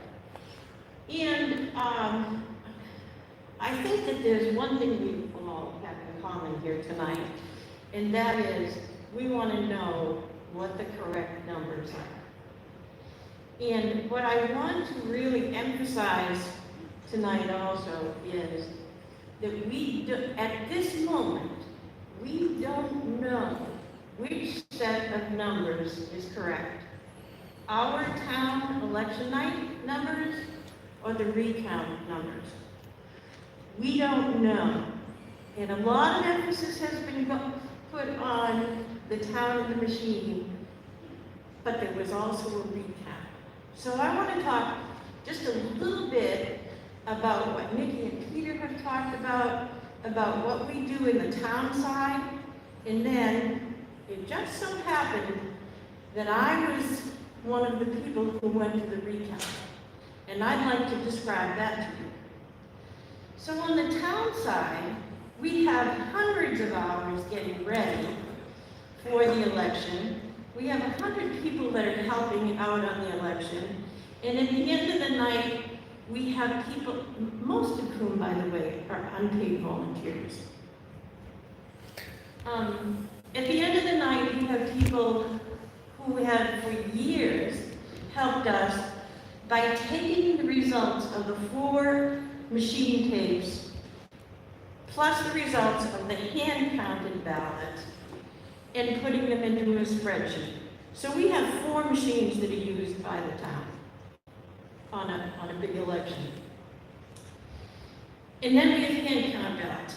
For those of you who don't know about hand-count ballots, why are some ballots hand-counted? That's because they might be military ballots from overseas, they might be overseas people, and then we have a few, in this case I think it was about 10, that simply wouldn't go through the machine for one reason or another. Here's an example. One got wet. It got wet and all wonky, so it wouldn't go through the machine. So those are the ones that are hand-counted. So we put those all together and we come up with the totals, and then we double-check it, and then we triple-check it, and come out with the announcement. And we want to say that at the end of the night on November 3rd, we were really happy that all the work we had put forward to get ready for this election, we felt that it had come out really well. There were no major hitches. We thought we had done it. And then there was a request for a recount from one candidate who had a 24-vote difference in a race that's 10,000 votes. That's a very reasonable request to have. 24 votes can be made up in a recount. And when we heard that this candidate was looking for a recount at the state level, we were kind of happy about it because, wow, we were going to get verification of what we had done. So I ended up going up to the recount. Although I am the assistant moderator in the school district moderator, I was there in no official capacity. I had no authority any more than any other person in that room. The people at the Secretary of State's office run that recount. I was an observer. They didn't even know who I was and what my position was until later in the morning. And so they began the recount. And I want to give you a picture of it. There were 4 huge tables that had 2 cameras on each table and 4 screens. The cameras were going down to kind of placemat so you could see what was on the placemat. Then the screens, you could see what the camera was showing. So they did a quick sort of, say on my table, the first box of ballots was opened up and sorted into 4 piles. The first pile, let's say, is 4 votes for straight Republicans. In other words, in this race that was recounted, you could vote for 4 candidates. So there were 4 Republican votes. There's pile number 1. Pile number 2 is straight Democrats. Pile number 3 is straight blanks. Pile number 4 is anything else. So then they took the straight Republicans and put them under the cameras. And everybody got to watch to make sure that we all agreed that they were straight Republicans. And then they were put into a single pile, and then that pile was counted.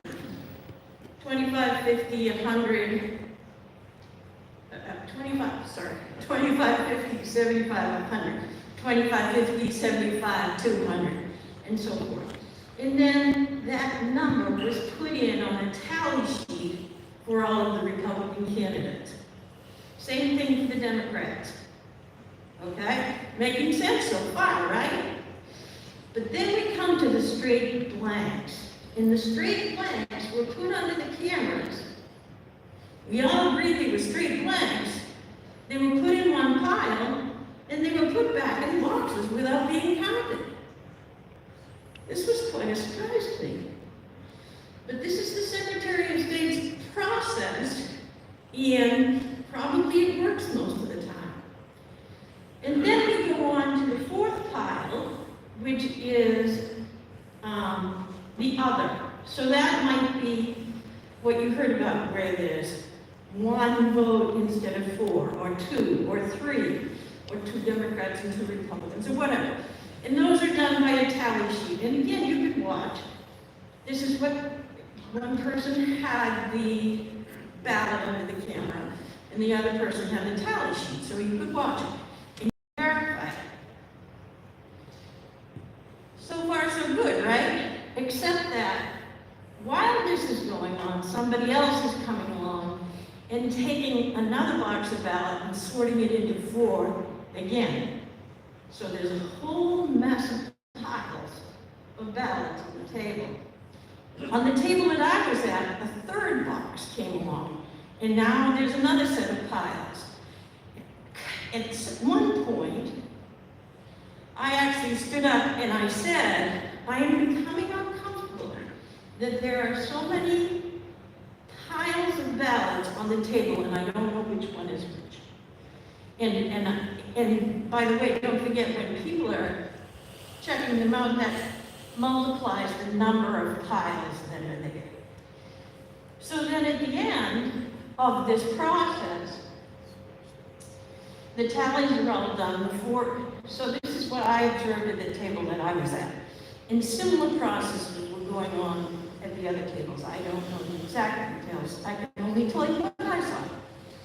And then at the end of the day, or it was a long morning, then the tallies went up to the front desk and they were put into a spreadsheet. And that's when it became apparent that there was a problem. Oh, I forgot one other thing. During the time when our table was working through the stack of others, the fourth pie that I described, one of the other tables was finished, so they took a stack of those and brought them over to the other table to be processed there. At the time, I didn't think anything of this, that they would be doing the same thing, and I didn't think that there was a tremendous risk. But at the end, when we come up with a total in the spreadsheet that's so disparate from what we had at election night, then everybody started asking questions. Then people figured out who I was and came over and started asking me questions. So, why am I going into all this detail? I'm doing this because I think people need to be aware that we have this set of numbers that came from the town. And we have a set of numbers that came from the recount. I think there's significant vulnerability in the recount numbers. I do not believe anybody did anything malevolent. I think that there is just a great risk for error. And then on the town side, we have all of this documentation that Nikki described to you. We can tell you how many ballots we got from the state. We can tell you how many we had left over. We can tell you how many we gave out and to whom. We can tell you how many went to the machine. We can tell you how many hand count ballots. We can give you all of this information, and we have given it out to the public. There are many people in this room who have already taken all that raw data and recreated the spreadsheet. And the Secretary of State and the AG have too. And to our knowledge, and to statements we've heard from the state officials, there is no error there. And that's really important to us, because let's go back to the hundreds of people who volunteered here. When we found out what the difference was between the state recount and the town, some of the people who had volunteered for us called me up and said, Betty, did we make a mistake? I didn't sleep last night just thinking about the fact that we might have made a mistake.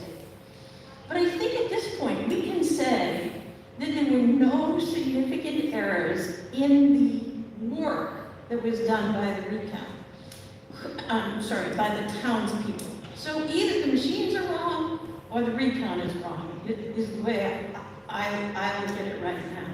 And I really hope that we get an answer as soon as possible on what happened and which set of numbers is correct. We may find out that those machines were 100% accurate. We may find out that they were not, but right now we don't know. One of my suggestions, we are talking about what should the legislation look like that comes out as a result of this. And one of the possibilities that I see is to have some kind of a forensic audit of these ballots. There are people who are capable of counting the ballots, that's the easy part, but looking at the electronics, that takes some significant skills. So I hope that whatever the legislation and directive comes out, whether it be by the state or an auditing firm or a computer security firm, I hope that we get those results and get them fast. And that's what I have to report, and any questions? Okay, so at this point, now, shortly after this happened, the town wanted to... Thank you, I'm sure Betty appreciates that. I'm not sure how much, a lot of you people realize how much work people like Nikki, Peter, Betty put into these elections, but they put in an enormous amount of work, so I greatly appreciate it. For the record, I was not there that day. I do see my pro tem in the audience, but because of work obligations, I was not at the, so that's Bruce. So, but that said, even though I missed this election, I know the amount of work that they put in, and greatly appreciate it. And thank you, people, for appreciating it. That's very nice of you. Now, coming out of this, we wanted to try to figure out what was going on. So to that, into that respect, we had a lot of back and forth with the AG's office, and early on, they interpreted the law, as I understand it, to be such that they felt like they could not conduct this sort of audit.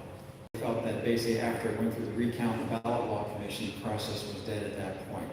So we've been working with legislators to try to do something, and because the process started in the Senate and went to the House, I'll first like to recognize our Senator, Regina Birdsell.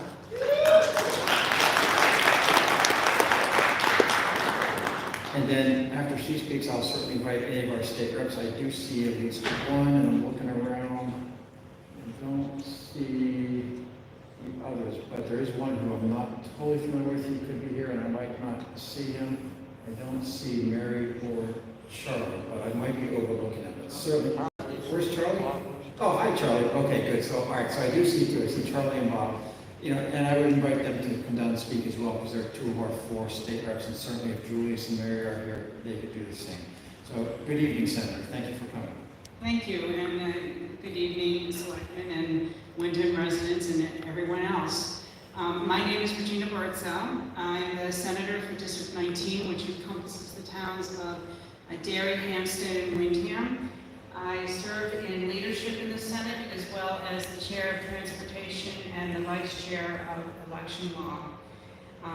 Also here tonight is Senator Chuck Morse, who has led efforts in the Senate to try and get this legislation through the Senate and over to the House. And I just want to say that I've been working with Senator Gaida on this piece of legislation, well, not this piece of legislation, but trying to get to the bottom of the issues from January on. As you know, the Ballot Law Commission reviewed the issue, and they found no evidence of voter fraud, but they did have some concerns about the difference between the vote count on election night and the recount. So getting to the bottom of the discrepancies requires an audit, and at the time, the Attorney General did not feel that he had the authority to go ahead and do that. So in order to resolve some of the legal ambiguity, make sure that an audit did happen, and ensure that it was authorized by law, the Senate tried to move as quickly as they could to get legislation through, and that's where SB 43 was born. It passed the Senate on 24-0. It allows the Attorney General to conduct an audit of the Rockingham District 7 state rep race. And how 43 was born was based on input from moderator Peter Griffin, thank you very much, Peter, and Selectman Bruce Breton. They stated that there were two things necessary in order to get a legislative fix, and one was running all the cast ballots through the same machines that were used election night, and two, conducting a hand count of the same ballots. So as a result of this input, 43 allows the ballots to be put through the machines as well as a hand count being done. The selectmen have a copy of Senate Bill 43, so you can see the language for yourself. The legislation also requires an audit of the machines and the ballots to be conducted in public view and live streamed so that every voter can have confidence in the system. Currently, as stated earlier, the Secretary of State has custody of the ballots, and the selectmen or the town has custody of the machines. And this will continue to be the case until until they bring those both together in order to do the audit takes place in a secure place.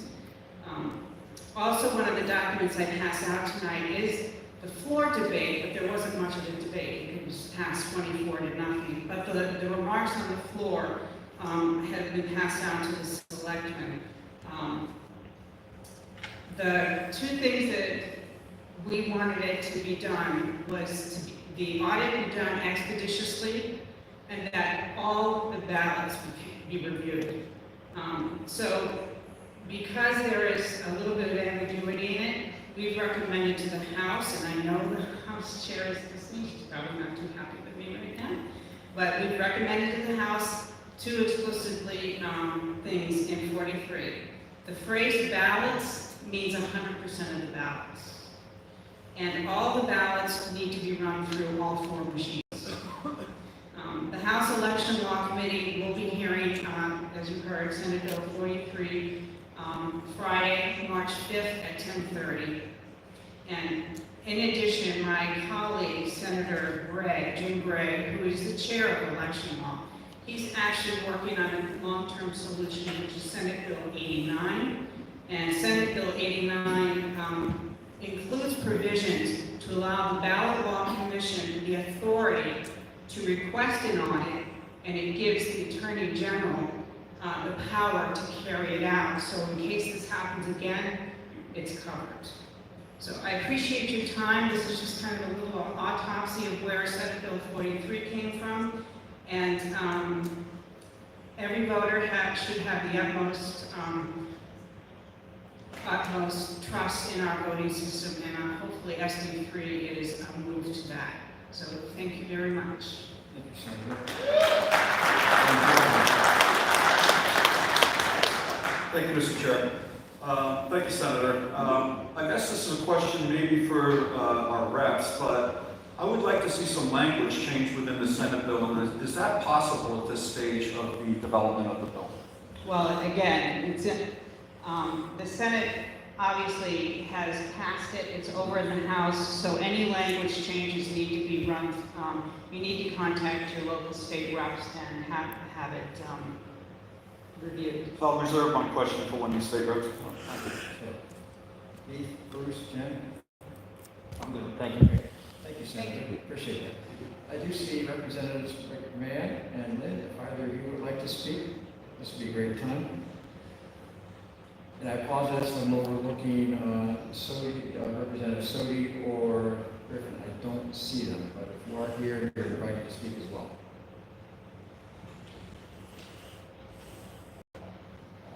I'm going to defer to Representative McMahon in the first instance because he's got a lot more seniority than me. Thank you, Your Honor. It's under appeal. First off, I thank you very much, ladies and gentlemen, for the opportunity to be a part of this effort. Again, my name's Charlie McMahon. I live in Windham. I've been here since '86. I've been a past selectman in town, working together with my colleagues Betty Dunn, Peter Griffith, members of the board, as well as doing the best for Windham while we're young, which means do it now. What I've seen in the bill that we have before us, and I appreciate the effort of Senator Morse and Senator Birdsell, is a narrative that gave some concern in the application of this effort of a recount, and to have the public confidence in the results so that we can set a new standard for performance going forward should a defect in the process be found. But in the bill itself, and what I wrote this, Mr. Chairman of the board, Ross, excuse me, is on the first page of the bill that was passed, that's come over to the House, that we heard next week. It states on the first page in line 21, it says the Attorney General shall determine in their discretion the manner and process for conducting the audit. That is something that I don't agree with. I believe that does not speak to what our town would want to happen. We want to have an input on what takes place. That being said, within the context of rule, and again, when there's a law, the real action takes place in the rules. And the rules I'd like to have come on the recommendation from our board, that their narrative is what I and my fellow reps would bring to the committee in the form of narrative, testimony, or an amendment, to join with what Senator Birdsell has already spoken about, which is going, number one is this language is we want our town's narrative to be spoken for. Number two is it's 100% of the ballots, not a portion, and every one of the 4 voting, electronic voting machines, so that we arrive at a term I use consistently, it's cooperative collaboration to achieve consensus. And then we target what we need to improve, if identified therefrom, and we have a confident process going forward. That's it. Thank you, Mr. Chairman. Thank you, Representative. I'm Bob Lynn. I'm one of your new state rep, along with Julia Sodi here, the 2 newcomers. And I guess I have to say I really agree with what Representative McMahon and Senator Birdsell have said. I think that there should be a complete audit. I think that 100% of the ballots should be counted, and then it should be done as soon as possible. The one thing I would say is this. I feel, obviously I stand to be corrected, and that's the whole purpose of doing this audit. But I have no doubt as to the good faith of all the people involved in this. The town moderator is done. All the people that have been involved in the Secretary of State's office. I was also present for the recount there, and as Ms. Dunn pointed out, could there have been a mistake in the recount? Sure, there could have been. I thought that the Secretary of State Gardner and his staff, at least tried, and I think from what I saw, I would think successfully, to be very fair to everyone, to be very open and above board in what they were doing. I thought that they did a very good job, but is it possible that they made a mistake? Of course it is. It's possible that there was a mistake made here. Yes, I think it's possible also. But we need to get to the bottom of it, so I support the proposals that have been made in terms of how the legislation might be amended. Just to give you just a bit of background, Senator Morse, I think in particular, really, he took the leading oar on this, and I think we all should be very grateful to him for the work he did, along with Senator Guida and Senator Birdsell, in getting this legislation put together. Originally, the proposal was, there was some thought that that after the Senate passed it 24-0, when the House met last week, that we were going to just be able to, we were just going to pass it, without having it go through committee. We were just going to pass it completely the same way that the Senate had, and so that the process could be done immediately. And because of that, there was some question about, well, if we change the language in the House, then it'll have to go back to the Senate. That'll just take more time.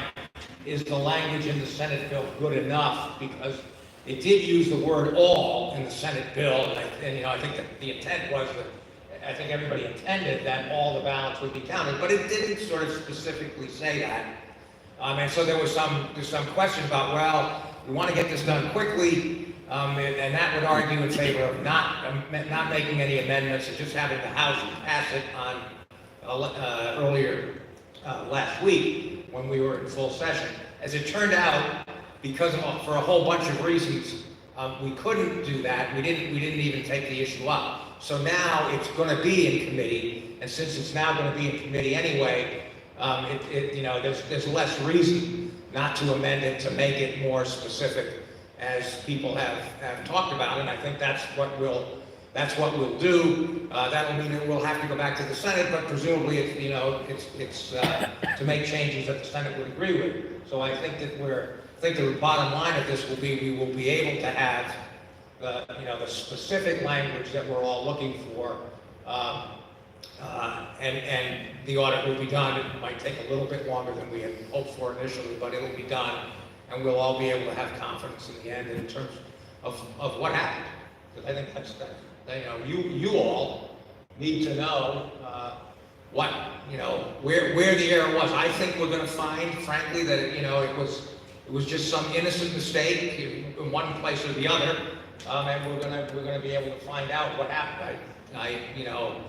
I really reject the sort of conspiracy theories that there was some malfeasance or intentional malign behavior. Is it possible? Yeah, I think it's really, really unlikely that will turn out to be the case. Anyway, thank you very much. Members of the board, any questions? Roger? Yeah, thank you, Mr. Chair, and thank you. I think, being an engineer, the first thing I saw wrong with this Senate Bill 43, and I think Representative McMahon picked up on it also right away, is that there was no design of the experiment. And you need process, and you need the details of the process that's going to be followed. And I think you hit on it exactly, Representative McMahon, thank you. If you can make that modification, it'd be great, and then we can at least put on paper what's going to be done to ensure the integrity of the recount and the machine count.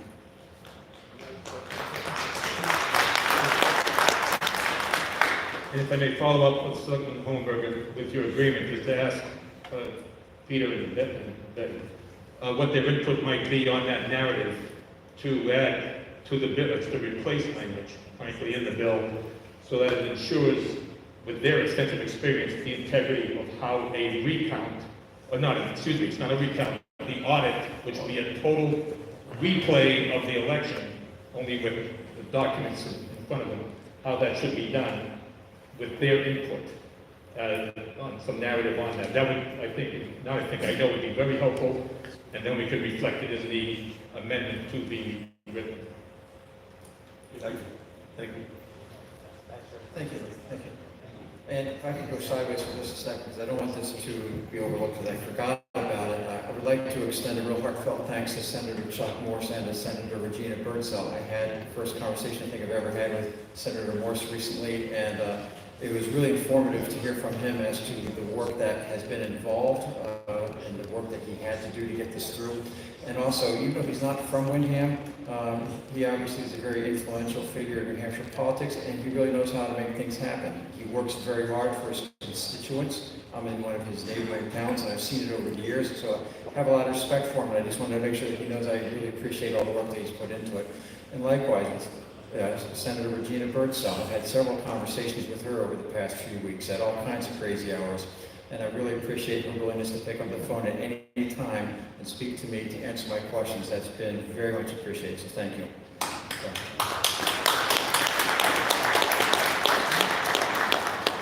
So at this point, before I open up to the public, I would like to get the temperature of the board as to some of the things that you're seeing at this point that you would like to make sure that the House considers when they work on their version of the bill. Roger? Yes, thank you. And just to reiterate, I think there has been some emails floating around with some proposed processes. Mr. Iring has generated an email, which I think everybody has seen copies of. And it's a start, and I think as Representative McMahon stated, I think it's I hate to say it, but I think it's a committee that should come up with this list of processes to be followed. But, you know, the only reason why I hesitate to say committee is because sometimes that bogs things down. But it is important that we do this expeditiously, but I think it's also important that we do it correctly. Because as we all know, when we first heard the recount results, the first thing most of us asked is, so how many blanks did they count? And they said, we didn't count blanks. We all said, oh, duh. You know, it's like, so I think we need to put on paper exactly what has to be done so that we have a good idea on how to get to the bottom of it. Heath, your thoughts? Yes, Mr. Chair. I completely agree that this needs to be written down. The piece I would add is that we need to make sure that the evidence is maintained. There should be copies of the current state of those machines made before we start this audit process, because you don't want to go down that path and then get to the end and not have a definitive answer and you've lost the data. And that is super important to me. Same thing with the ballots. We need to make sure that if we get to the end of this process, if it doesn't yield the result, we still have all the original data so that we can continue on the process to find an answer.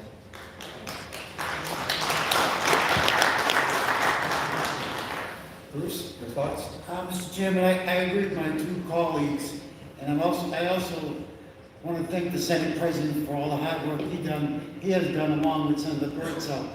If you notice Senate Bill 44, it was passed 24 to 0. I mean 43. 43, excuse me, sir. 43 was passed 24 to 0.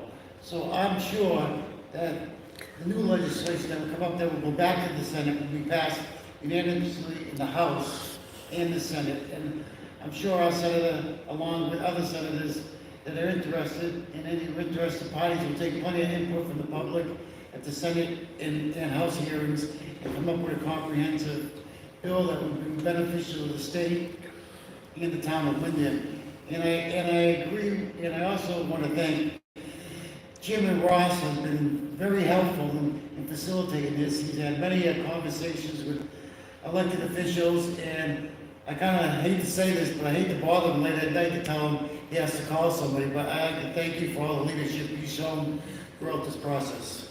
Thank you very much. You made it possible. And people should know that at the outset of this too, Bruce really was pushing us, right out of the gate. He said, hey, we need to have an agenda item on this. And that was back in November. And then Jennifer, who I will go to next, was also making sure that we follow up on this. So, this board, I think, really does well for the citizens. We have, Bruce and Jennifer, who've been very active in this front. I'd like to thank them for that. So, Jennifer, your thoughts? Can you hear me?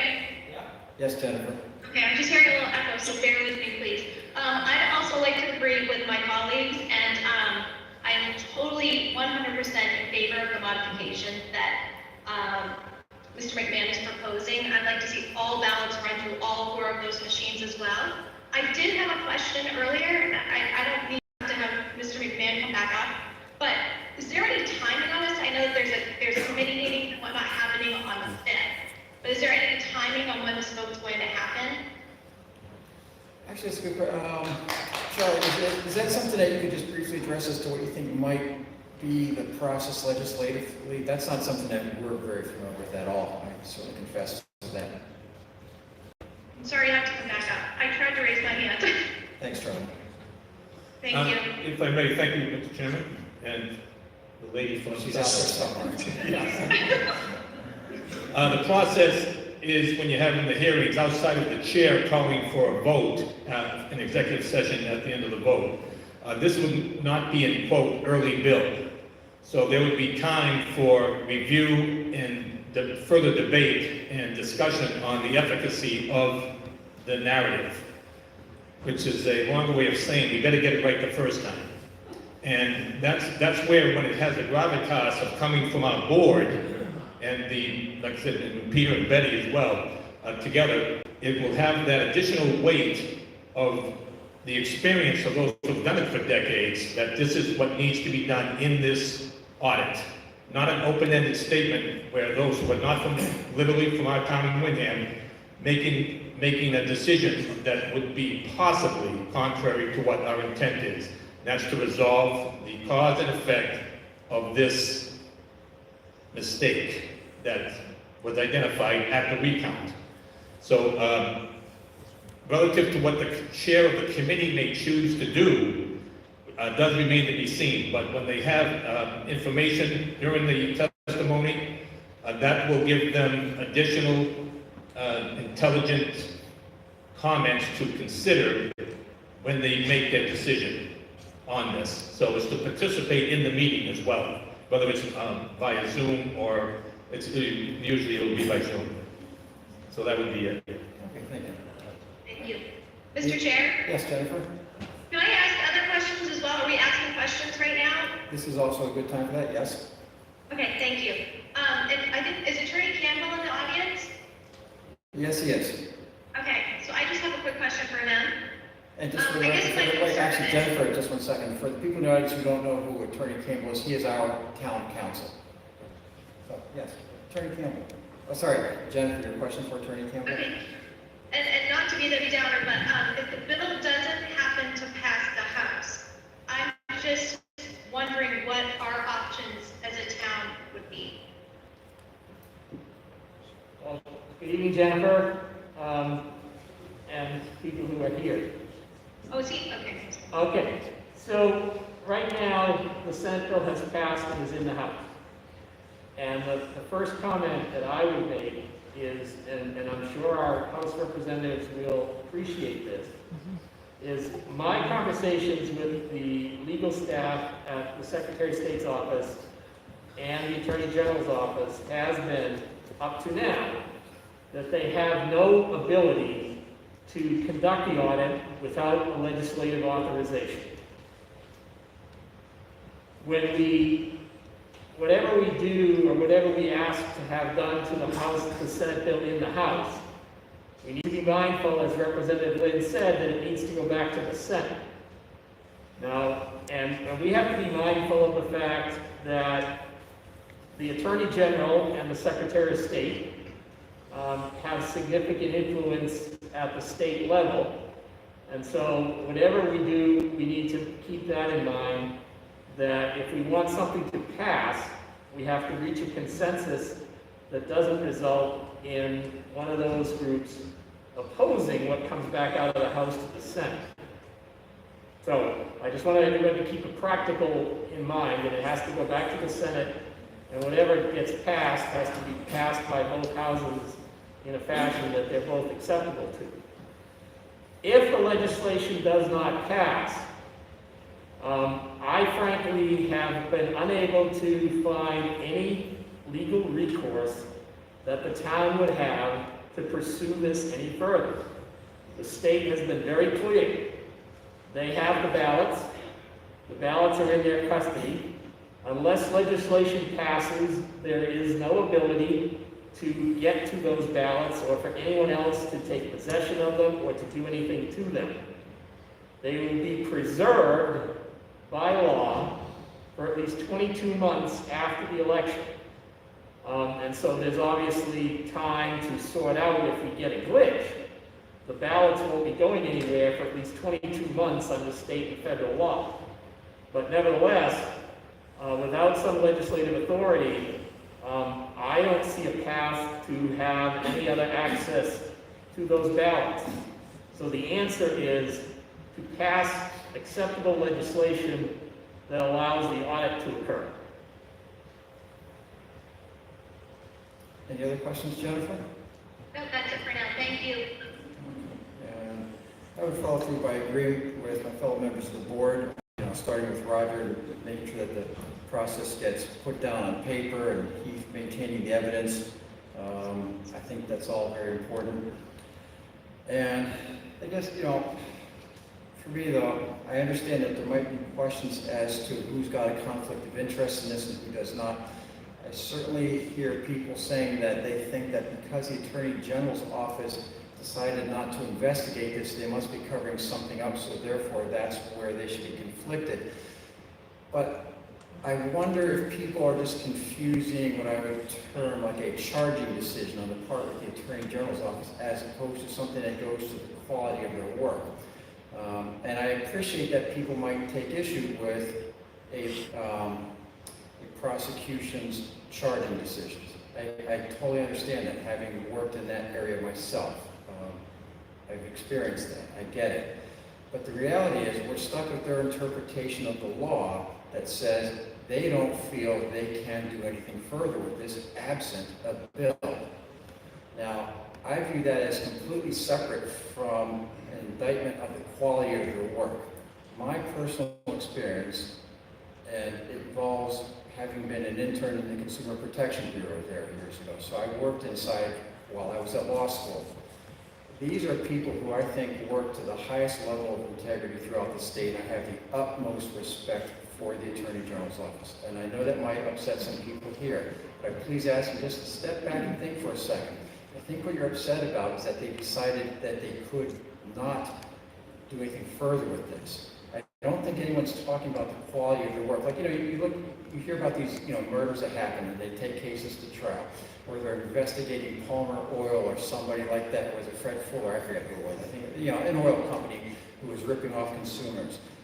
People are not complaining about that. I think we all recognize the quality work they do on matters all across the board, whether it's highway easements, you name it. The work that they do oftentimes goes unnoticed. But we're not questioning that. We're questioning, why did they decide not to pursue this? Why did they say, hey, we don't have the authority to do that? Like I said, I think that's a charging decision. So I don't think in any way, shape, or form they're conflicted out, because I think with a bill passing saying that they are the ones to be involved in doing the recount, now you've given them a task. You've given them legal authority to do a task. And when they have that legal authority to do the task, I have every bit of confidence they will execute it to with the utmost integrity. So I'm fine with that. And as everyone else noted, we all want 100% of the ballots to be run through because, as I think it was Betty Dunn that mentioned, the problem could be manually at the Secretary of State, because think about it, you had all 4 of the state representatives who were Republicans went up roughly 300 votes, plus or minus 3. That intuitively, but could be wrong, seems that there was a manual error there. But was it a machine error in Windham? It could have been. But then you also have the other interesting problem where one Democrat, Christy St. Laurent, dropped roughly 100 votes, but the other 3 Democrats did not. So something is missed. Intuitively, I think there are at least 2 different errors here. And there could be more. And as Bob, Lynn, and everyone else is saying, we want to just uncover whatever it is that went wrong, and if there's something that Windham did wrong or could do better, we want to know, because we will actually do it.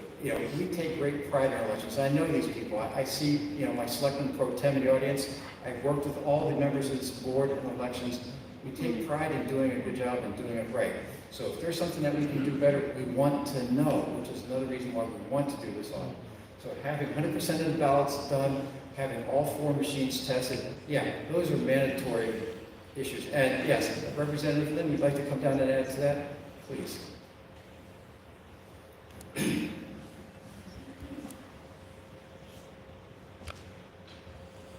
If I could just make 2 points that I think are really important. First of all, I have to really reiterate or emphasize the point that was just made.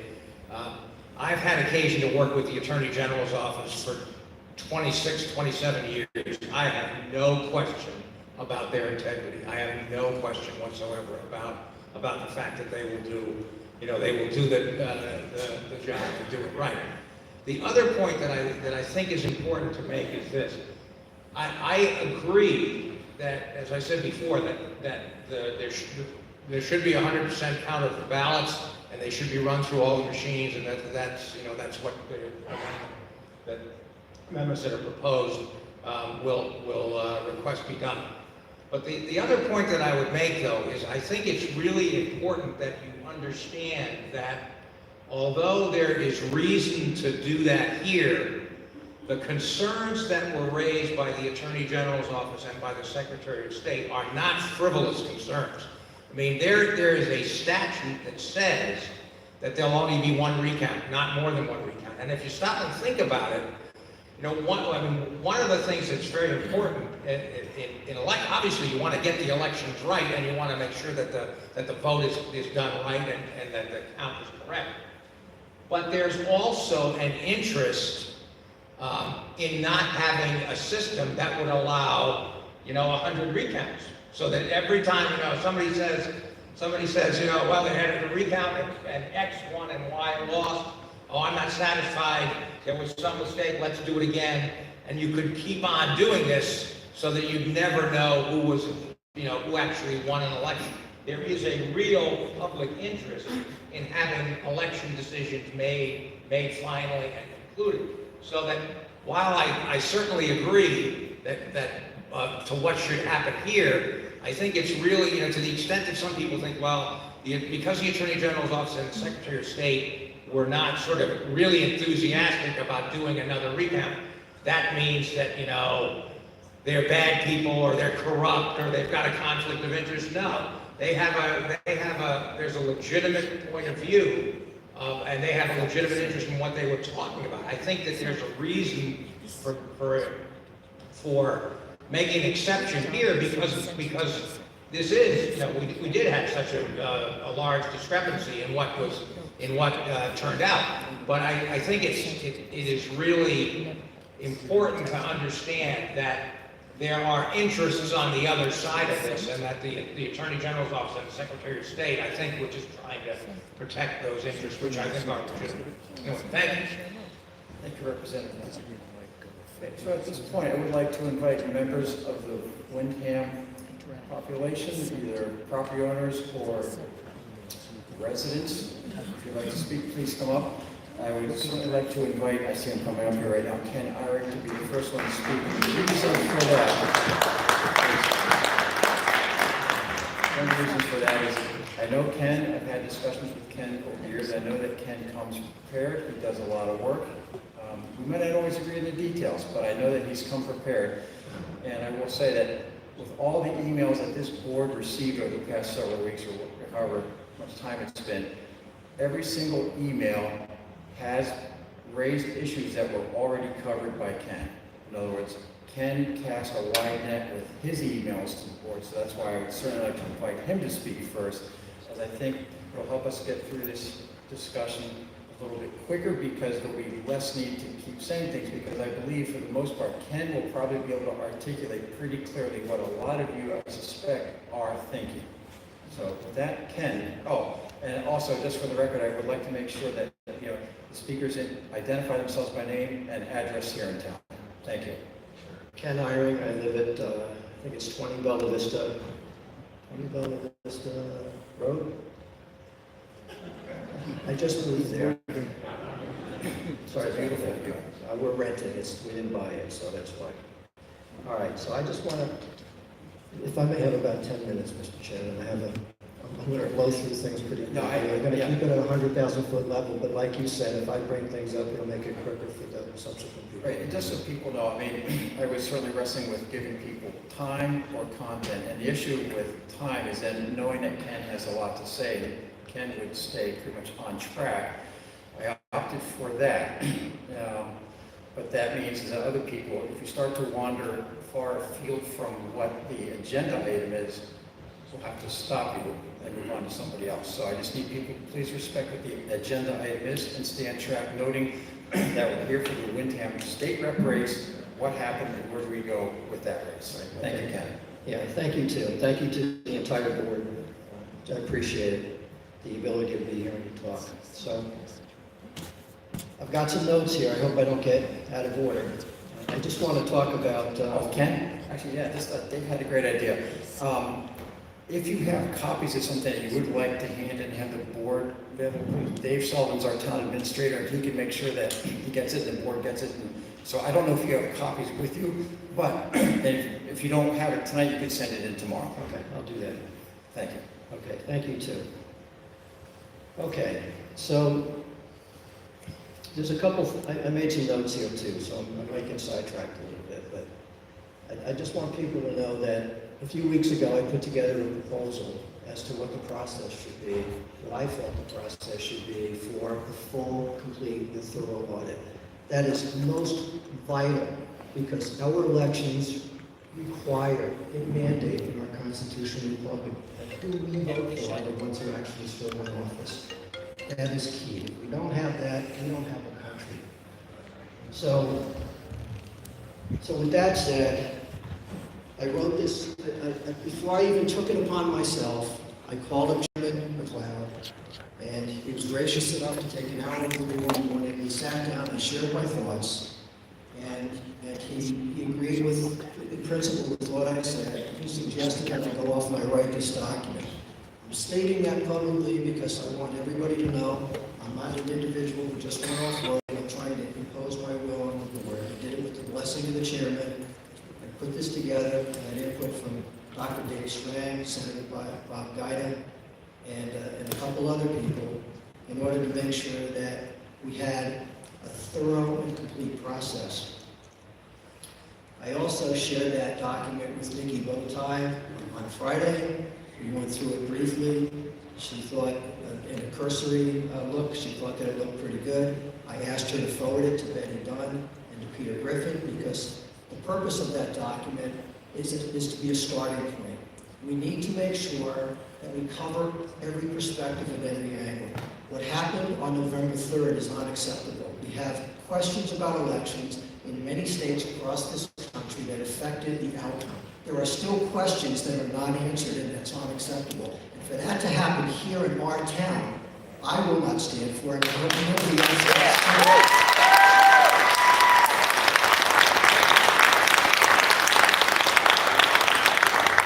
I'm going to give a brief recount for those who may not be aware of what happened.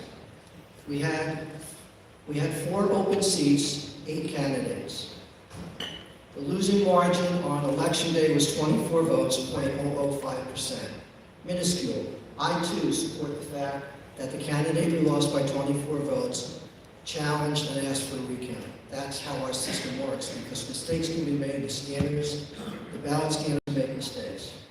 After the recount, that 24 vote will change to 420 votes, 0.005%, losing margin change went to 9.6%. That is unacceptable. The hand count, to put that into perspective, the hand counted votes that found errors totaled 1,363 votes. Everybody keeps saying it's 300 votes. No, it's 1,363 votes over 10,006 ballots. That is a huge number. That's one race. How do we know that there weren't mistakes in all the other races? We need to know.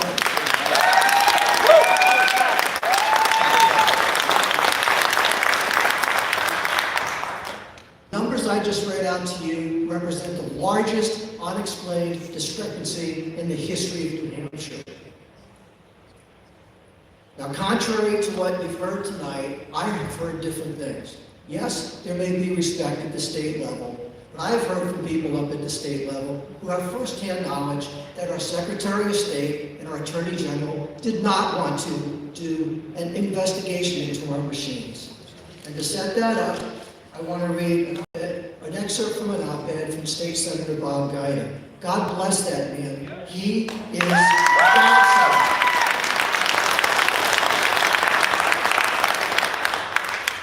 He put out an op-ed and explained his frustration with our state's slow voting, the process here. Now, to make that clear, this is nonpartisan. Everybody in this town that I know of wants to have a fair, thorough, and transparent investigation. We don't want any stone left unturned. We want to make sure that in the end, nobody can turn around after the process and say, but you didn't do this, you didn't do that, or he did that, and that's not right. That's why everybody has to be involved, including our town, in defining how this process will be implemented ahead of time. So when it's live streamed, people can follow along and make sure that the process is followed, because this is our country. We, the people, are the government. Not those who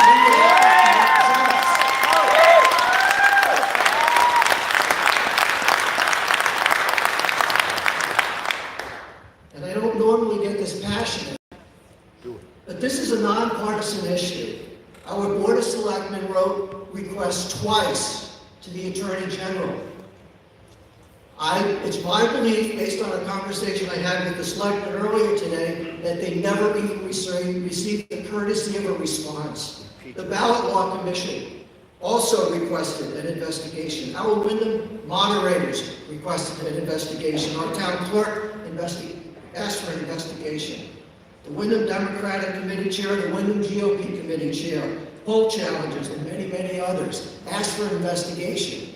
The only time that it came into light that it was going to happen is when SB 43 was in the works, and even then, there was language trying to be put into that bill that would limit it to a subset of the ballots being audited. And that's not acceptable because we would never find out what the heck happened on November 3rd.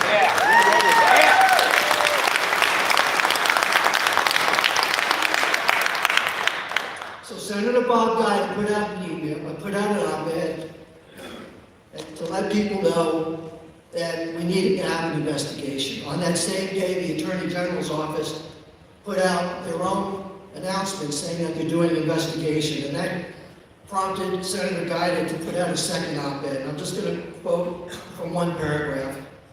He said, from his experience, he said, seeking to quell the growing political clamor resulting from the Attorney General's office has now publicly claimed that it is investigating the matter. He said, as an FBI agent, they're not doing an investigation. What they're doing is a document review. To be clear, 5 state senators, the Senate Legal Counsel, the Assistant Secretary of State were all on the February 5th Zoom call, in which Assistant AG Edwards and Election Law Chief Chong Yang stated categorically that they are not going to investigate the machines or the total ballot count, the only 2 actions that can provide the answer for what exactly happened. Their document review will do nothing to determine whether there was a machine error or a recount error. That's why I'm here today. That's why I wrote the document. That's why I've been talking to all of these people on the board, because they represent us, and I'm asking them to represent us now. I appreciate Charlie McMahon coming up here and Bob Lynn coming up here saying that they are in favor of us putting together what the process is. Heath Partington, Roger Hohenberger, and I know Bruce Breton has also supported that. That's what we need to do at the town. We need to tell the Attorney General and the Secretary of State, this is our town, our machines, our ballots, it's our election, and we want to know that it was properly handled, so we know the answers. And we have all the answers.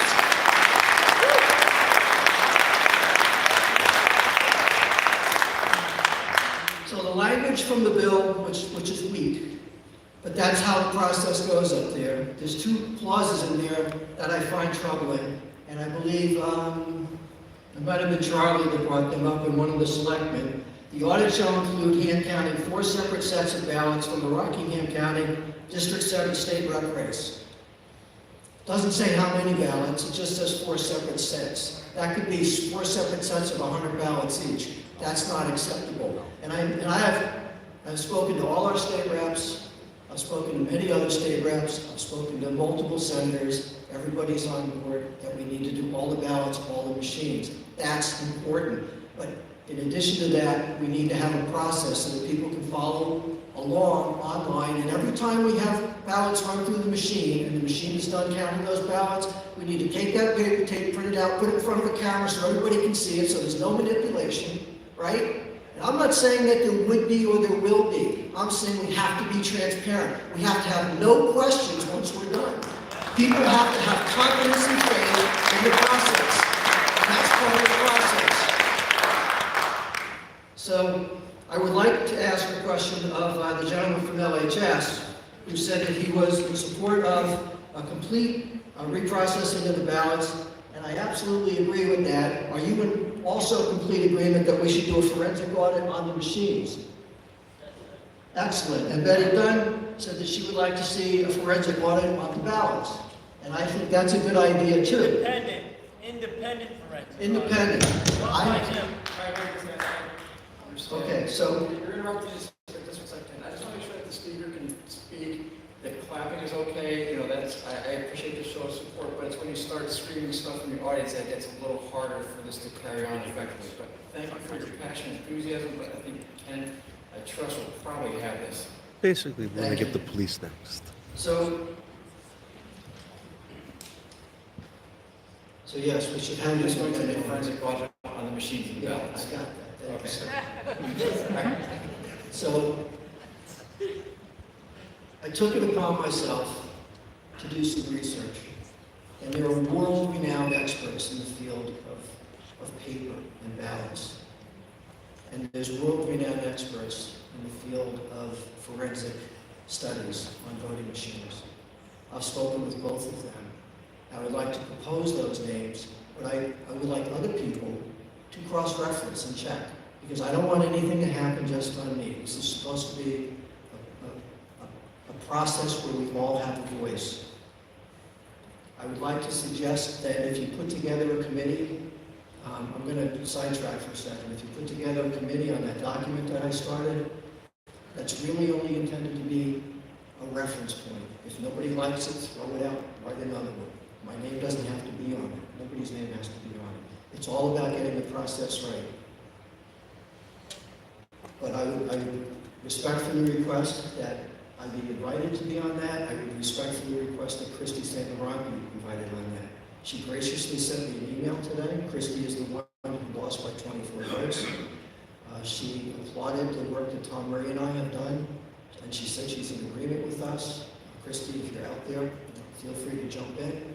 I don't want to speak for you or misspeak for you, but I believe, and I've always believed, that as we go through this audit process, that wherever it may happen, and it really should happen here in Windham, that all of the towns should be invited to participate, that we should have people up close and personal, looking out for the interests of our town, and those people up close and personal should be equally represented by people on both sides of the aisle. It has to happen that way, or there will be questions, and we can't afford to do that.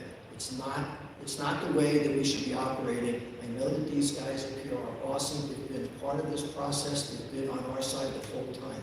So any kind of concerns that I've expressed tonight, none of them should be aimed at these people. These guys have been awesome, and they deserve a round of applause because they've been super.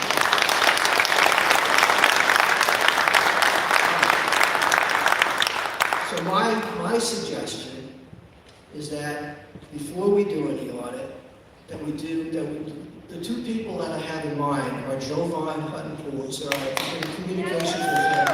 He is awesome.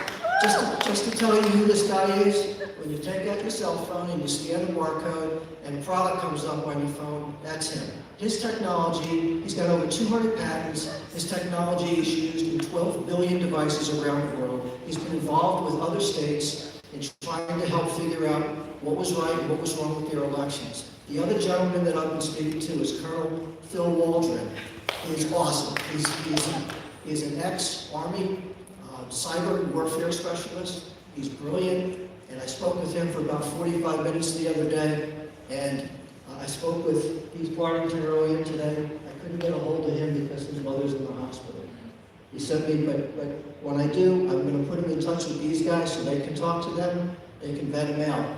But if they're not comfortable with him, I would pay for him to be here, and let's have someone else there too, okay? Because I feel comfortable with this guy. And let's have as many people, and I offer that this town should not pay anything, that I'll pay for it, or we'll pick up a collection. But I don't want there to be any excuse as to why we don't do a full forensic audit on the machine and all that.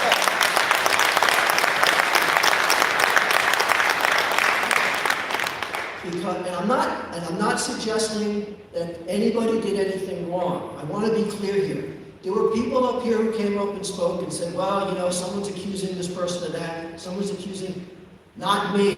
Nobody can point to anything that I've written, and I've written a whole ton of stuff on this issue. My position has been all along that we don't know. That's it. We have a huge discrepancy between November 3rd and November 12th, and we don't know the answers to that. And we cannot assume. We cannot assume anything. So in order to make sure and to verify, we have to go through every step of the process. We have to try to recreate the election as best we can. That's what this document will be for.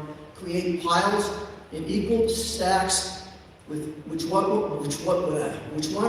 went through each of the respective machines, but then take those piles and put them through all four.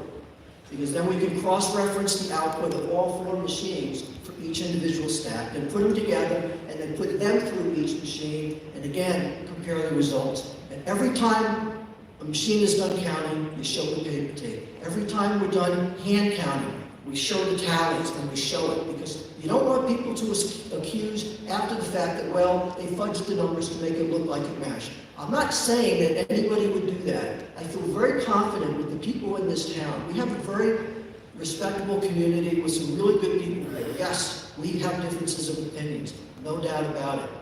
But I'm not accusing anybody of doing anything illegal or wrong, okay? I want to be clear about that. We don't know the answer. We have a state government who didn't want to help us look for that answer. And I'll stand here on camera. This is being broadcast. I've been told those people are watching. It's not easy for me here to stand here and do that, okay? The guy who started this process as AG is going to be our Chief Justice of the Supreme Court. You think it's easy to stand here and say that? But this is important. We've got to get it right. So,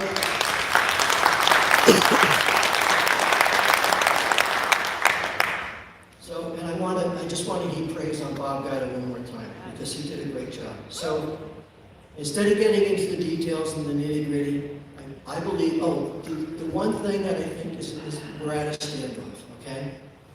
We're at a standoff because the state has our ballots. I believe that by law, they have the right custody right now. Colonel Waldron pointed me to a U.S. federal law that says that once custody is transferred from our town clerk, wherever Nicole is, to someone else, custody transfers over. But I do want to bring this up, and I would request, respectfully, I just got a block in my machine. I would request that our town council, and maybe others, I've received this information from multiple attorneys I've reached out to me. It's really amazing how many people are concerned about this issue, not just here in Windham, not just here in the state, not just across the country, but around the world. We made news in Australia 2 weeks ago talking about the election in New Hampshire. If you've ever heard the statement, where America goes, the world goes, they're watching, they're concerned, and they're watching us here in Windham. So I would respectfully request that we look into whether this process is a legal process, because it appears to be in my mind. RSA 33A defines ballots as municipal documents that are owned by the town. RSA 65640 authorizes towns to purchase and own voting machines, which we do. RSA 656:42, Roman numeral 8, subsection C2, authorizes the moderator to perform pre-election certification testing of the voting machines. Ballot law rule 602.01a, the city or town clerk is the custodian of the voting machines. And ballot law 602.01c authorizes the selectmen to designate and define the duties of election officials to prepare and test machines prior to an election. So what's the problem? Our selectmen should be able to define the test for our machines for the upcoming election to verify that they worked properly in the previous elections before moving forward by taking the ballots from November 3rd and putting them through the machines, every single machine, and doing the test ourselves. Yes.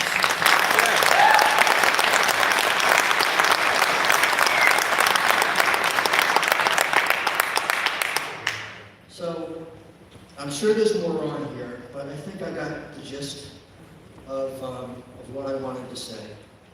I think that this is important, and I think we got to get it right. Oh, no, there's one more thing I got to say. So we're at a standoff with the state, okay? We have the machines. I hope I'm not misspeaking for you, Nikki, but we don't want to give them up. Now, I don't think it's in the town's interest to give up the machines, okay? I'm going to say something, and I don't mean it to be snarky, but you never know what happens to the machines once they leave here. They've been in the vault. We know the state is the same as November 3rd, and Nikki's had that locked up. We have the ballots up in Concord. They don't want to give us the ballots. Our town clerk doesn't want to give me machines. I've spoken to some selectmen, and they feel the same. Jump out if you guys feel differently. I don't want to speak for anybody who missed me. But my solution is on the day of the audit, we have Concord bring those ballots down here.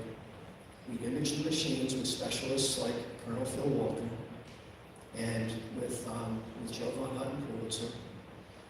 And then we run through this process of hand counting ballots. Then we run them through the machines. We get the paper tapes. We make big stacks and we run them through again. We get the paper tapes. And then we let these guys, Colonel Phil Waldron, do their thing. And then look at the machines. And in fact, they do some of that work ahead of time. What they do is they go into the machines and make sure all the components are connected properly, make sure nothing's loose. They look at the memory cards, and then afterwards, there's a lot of other things that they can do in order to just validly verify that the machines are working properly. Now, with all due respect, this is the one thing I don't think I mentioned. I don't think anybody, and I say this with respect for everybody, and I think it's in everybody's interest, including the people I'm about to mention. I don't think anybody who had anything to do with the elections should have a direct input into this audit. Direct input meaning hands-on.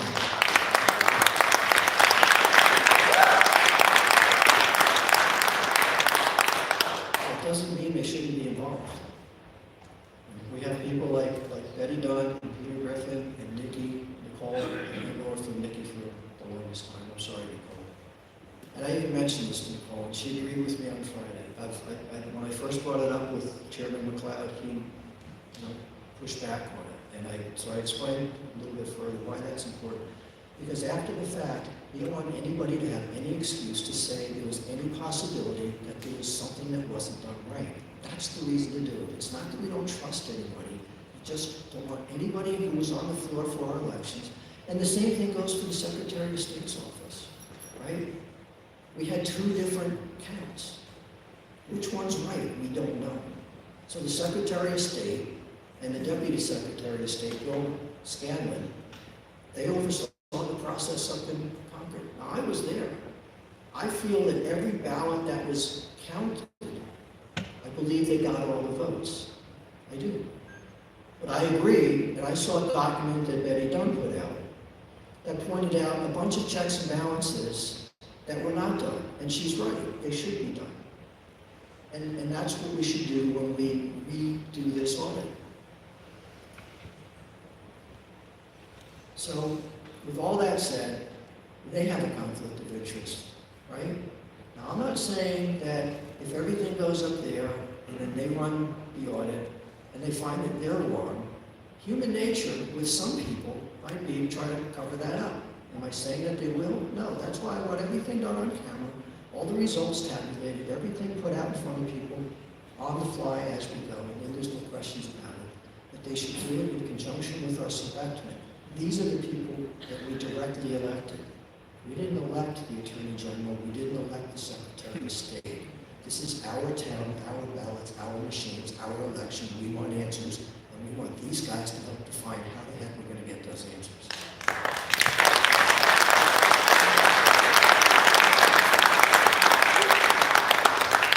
I want to express sincere gratitude to the entire board and you, Mr. Chairman, for letting me speak uninterrupted. I very much appreciate that and all the work that you guys do. I know you all, I know some of you much better than others, but I know you all and I respect you all. And we have to get this right. And I believe that we need to do that document with Charlie. You don't have to put me on that committee, but I would appreciate it if you would consider me. Has to be done quickly. They're having a hearing on Friday. They may only have one hearing. Everybody should log into that hearing and give input. They will listen to anyone from New Hampshire. Log in. If you want, I'm going to write a post about it on the Granite Rock. Look for it tomorrow. And it'll give you step-by-step instructions how to do that. But it's important that people know how our elected representatives know how important this is. And I don't believe, from everyone I've spoken to, that these modifications, these amendments that we're talking about, I don't believe that that's going to prevent the bill from passing both houses and from them being signed. Now, the governor's been resistant too, okay? But if you put this bill on his desk, I dare him to not sign that bill.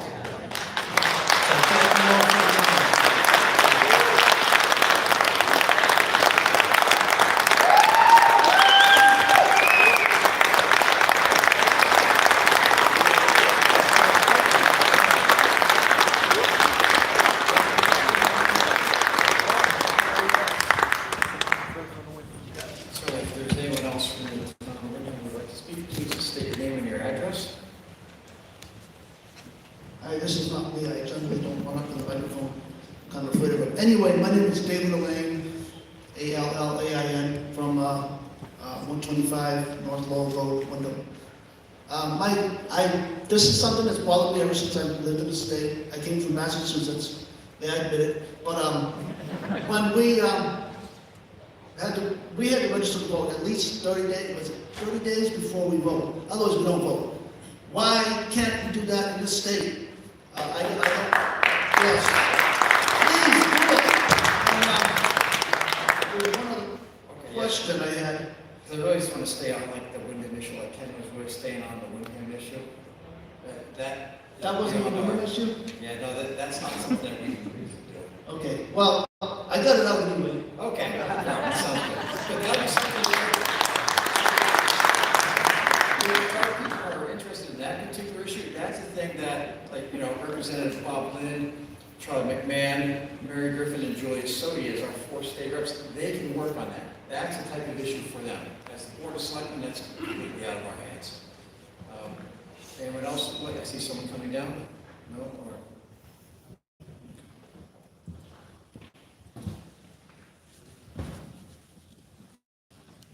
good evening. Hello, I'm Marilyn Todd. My second home is in Windham, 17 2nd Street.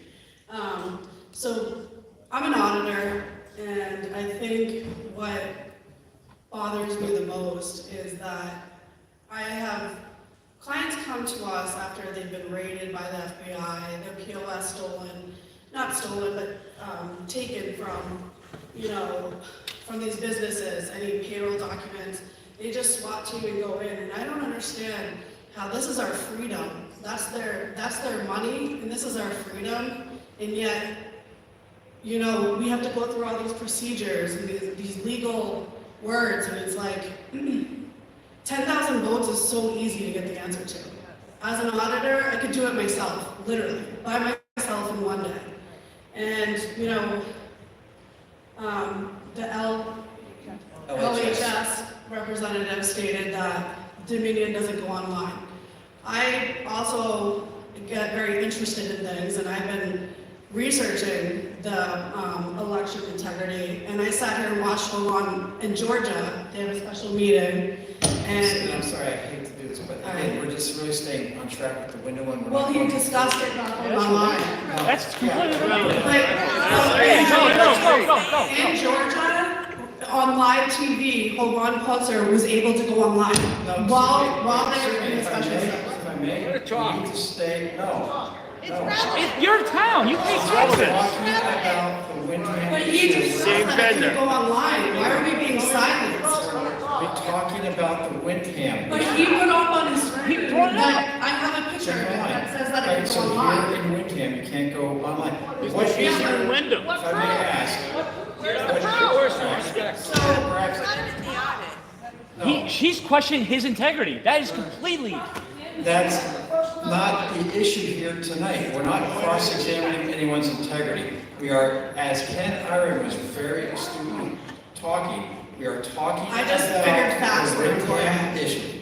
Facts are important, No, and we're talking about the I'm Windham issue witness. and what would you Okay. want us to do going forward? Let her talk, obviously. I also want to say that head counts, statistically speaking, produce a more accurate results than a machine. Texas has so many pages of documents why we should not be using these systems. Again, please, we're staying on track with Windham. We're not going to ask you. Relevant. I mean, there's so much more that I have to say, but all I know is I want my children to vote. And the vote is freedom. That's exactly what it is.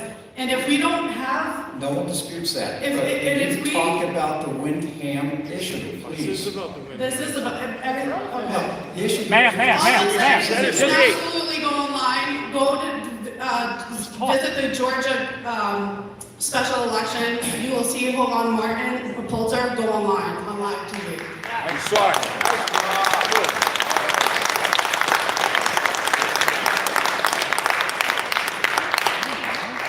Please state your name and your address. My name is Christy St. Laurent, and I'm the candidate that requested a recount. I live at 32 Grange Road. So I just wanted to thank the Board of Selectmen and our legislators for pursuing this issue. I completely support recounting 100% of the ballots because we need to figure out where the mistake or where the discrepancy happened and make sure that it doesn't happen again. So thank you, everyone. Notice the guy with the gavel is about to get these cops. Good evening, I'm Daniel Popovich Miller. It's the arm of government over there. Farm Road. Just two very quick thoughts. I know it's been a long and intense night. First, I work in the finance field, and whenever I get audited, I don't get to audit myself. Nobody's questioning my integrity. It's just a matter of how the process works. If a mistake may have happened, we don't ask the people who may have made the mistake to check. We want their expertise. We want to hear their input because they know how stuff needs to work, but at the end of the day, they tell you about the process, somebody else runs the audit. And second, this is something that I haven't heard and I want to add to the list of suggestions. I know that ballots are normally not public record, but if there is any circumstance in which maybe making all these ballots a public document and just publishing them all on the ballot website may be a good idea. Maybe this would be the one. I don't know if it's legal, but again, we have the legislatures and, you know, it would just seem that this would really help in just letting everybody run their own numbers and look at everything and, you know, kill the conspiracy theories. So I don't know if it's possible or not, but just as a thought. Sorry, Attorney Campbell, if he has something to weigh in on with respect. And that's what I had to say, Minister. Thank you, Daniel.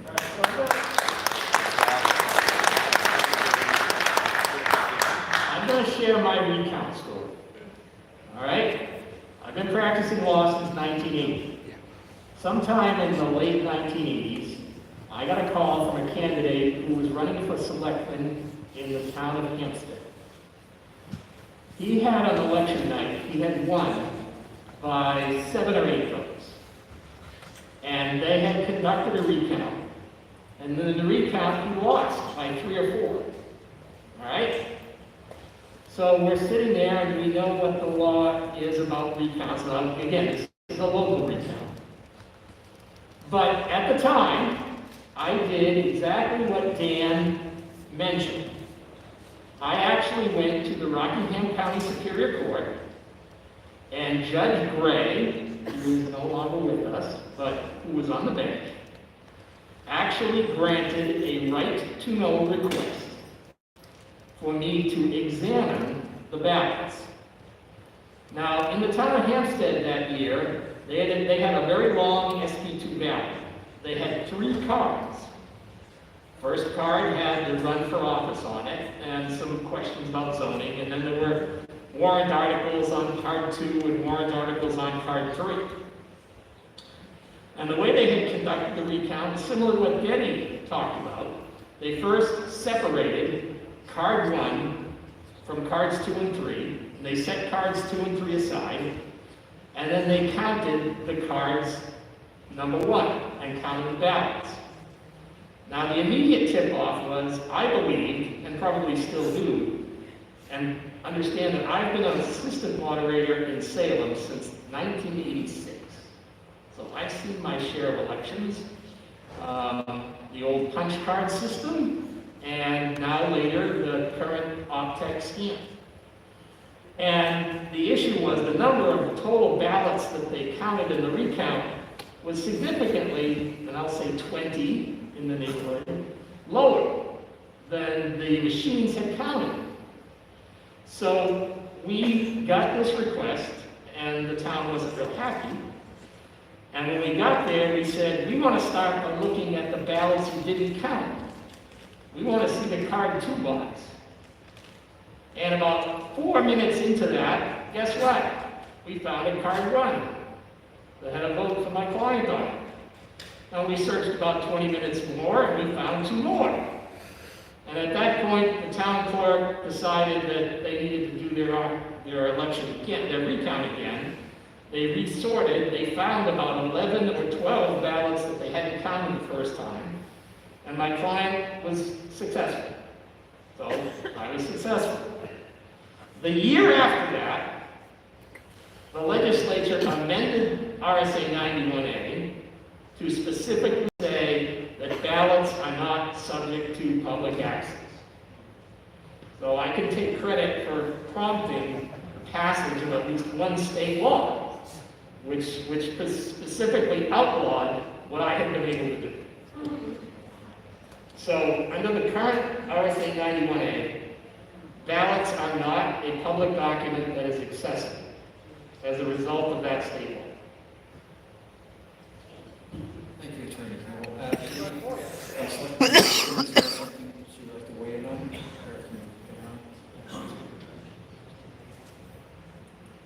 No, I just ask that people please speak into the microphone. I couldn't hear anything that Daniel was saying. Show up in person. And I don't know if others could hear what he was asking.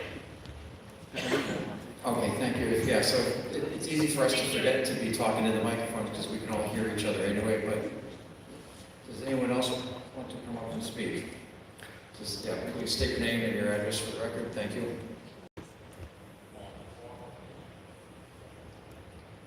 Good evening. My name is Albert Todd. I live at 17 2nd Street in Windham. I'm coming to the mic tonight to air some grievances in this entire process.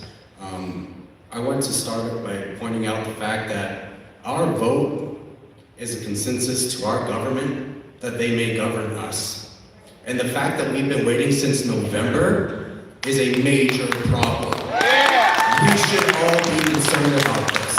And we should be asking our selectmen to define a timeline. And I'm not talking about a timeline in 2022. I'm talking about a timeline this month.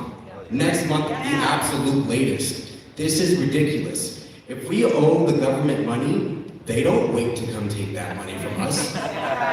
Why are we waiting? I'm very disappointed. Don't pay. The other thing that I wanted to say is that I support the verbiage that we are suggesting on the bill. I think that counting all of the votes is extremely important, and that taking any subset of the vote would be a disgrace and a complete waste of time. What else do I want to say? There's so much, I'm sorry, it's my first time publicly speaking. To your point about the timing, that was something that Representative McMahon started to address, so I would encourage you to reach out to Charlie. Charlie, we know him through years of doing a lot of work on behalf of the town. He really does. And so perhaps if you could stress to him the importance to move this along, I think he would take that to heart. If he hasn't already, I'm sure.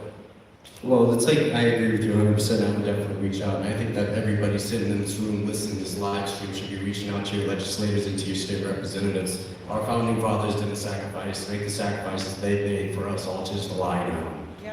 It's time to stand up. It's time to stand up. So I will encourage everyone here, reach out to your senators, reach out to your legislators, reach out to your representatives. I, of course, appreciate the selectmen. I appreciate the city of Windham. Way to be patriots. Way to step up. This is awesome. But you need action. We're not waiting around anymore. We're tired of waiting. The government wouldn't wait to come get us. So why are we waiting for them to produce the documents that we need to do a fair and accurate recount of our election?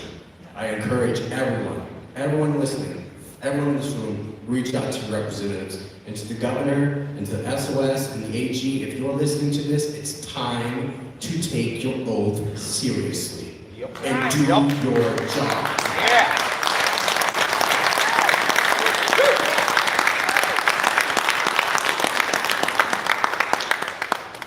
Anybody else? We do have some on Zoom. Okay, so I'll close the public input coming from the live. We'll go to Zoom. Eric? Wait just one second. Mr. Murray? Yeah, I just wanted an opportunity, but wanted to. No, I would like to, yeah, let's come on up, because I'd rather take care of the in-person before I go to Zoom and just procedurally make things a little easier to work through the Zoom people. So each one I do recognize you as Tom Murray, if you can just, name and address for the record. Thanks, Tom. Thank you, Mr. Chairman. Tom Murray, 29 West Shore Road. And first and foremost, I gotta tell you, Ken, thank you. It's great to hear you cover all that information. You're a dear friend, and without your persistence, I don't think we'd all be here tonight. So I'd like to just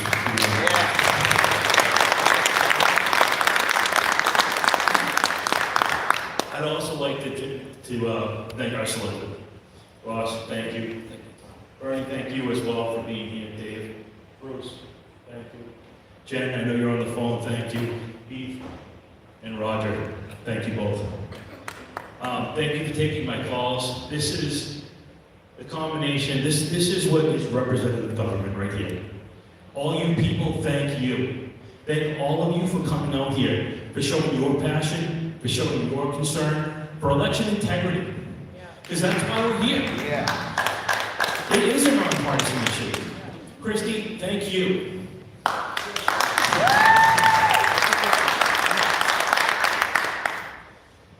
I'd like to talk about, I've listened tonight. I'd like to make this brief. I'm not going to go over everything in detail.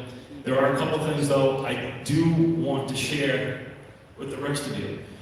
Ken and I have spent day and night since the election going through, I've physically gone through every single page of the supervisor's checklist, all 10,006 voters, all the highlighted ones so I can identify who are the absentee voters, all the declared Republican, Democrat, able to separate those out.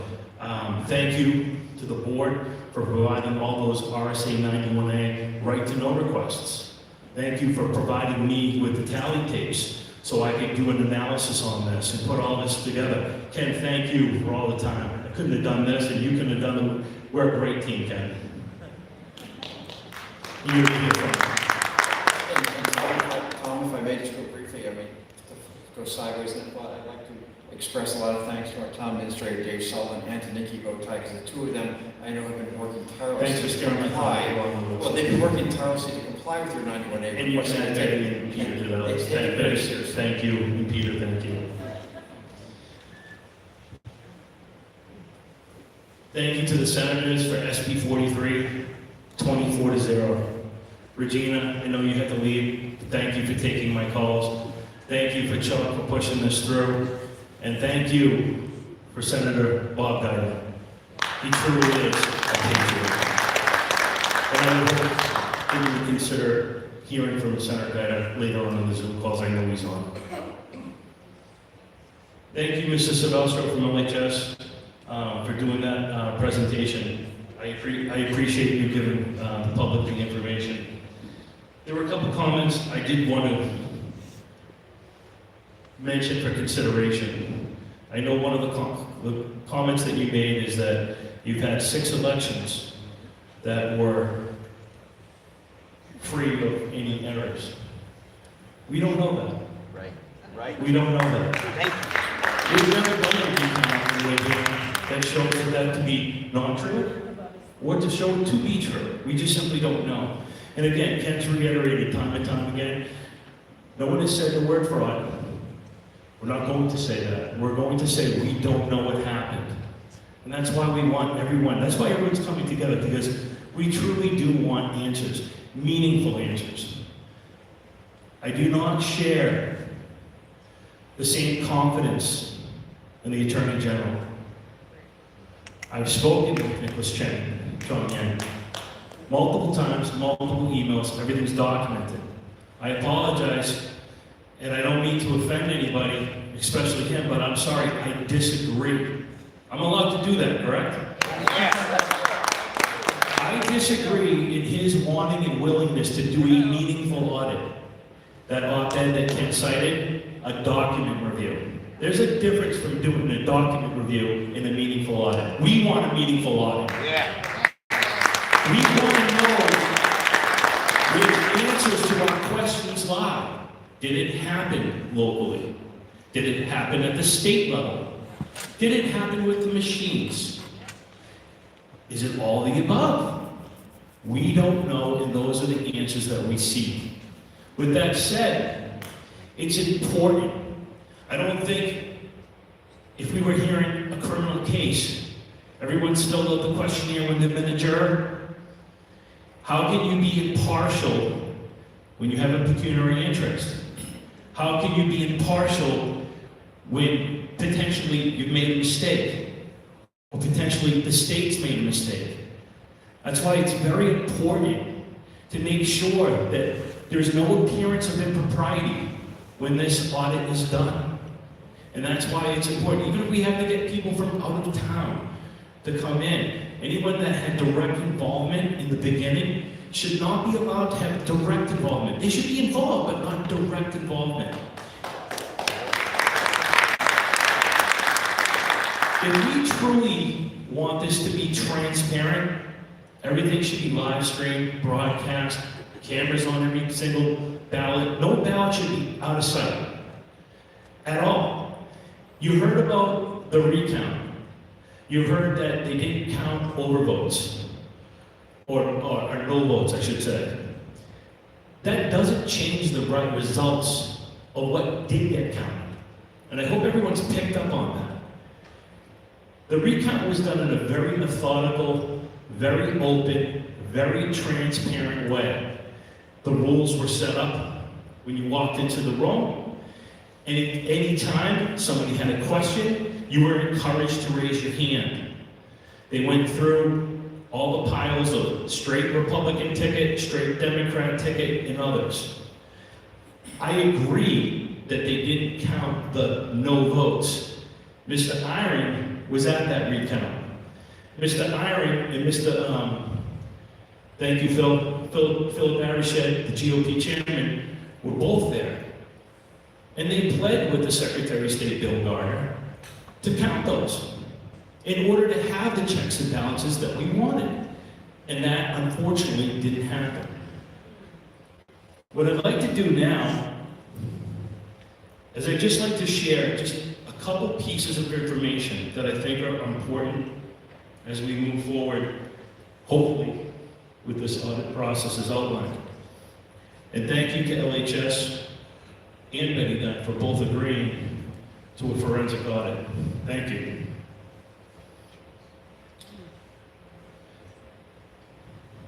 What I'm going to read to you is some of the direct information that are on the we had 4 machines in Windham. Machines 1, 2, 3, and 4. And what you're going to notice, and I'm going to go ahead and read the presidential race, because I think this is important to note. The recount was exclusive to the state rep race. We did not recount any other races on the ticket. None. On machine 1, Donald Trump garnered 57.4% of the vote. On machine 3, I purposely skipped to it, I'll get back to it.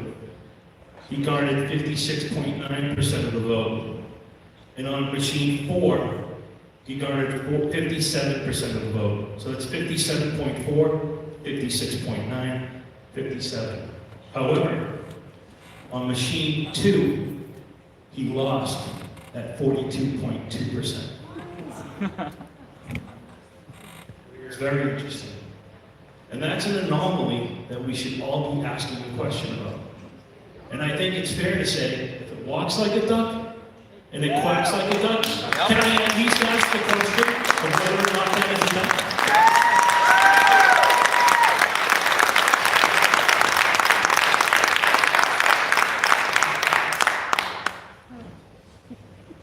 And Tom, I think we can't speak to that, but we can speak to it now or when you're done. If you would, now, there's the, if I can finish and then I'll let you address that. I'm might have to follow up. Yep.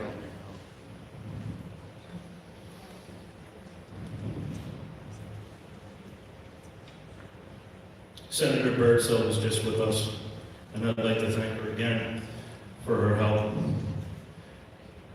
Machine 1, 60.4. Machine 3, 61. Machine 2, 62.2.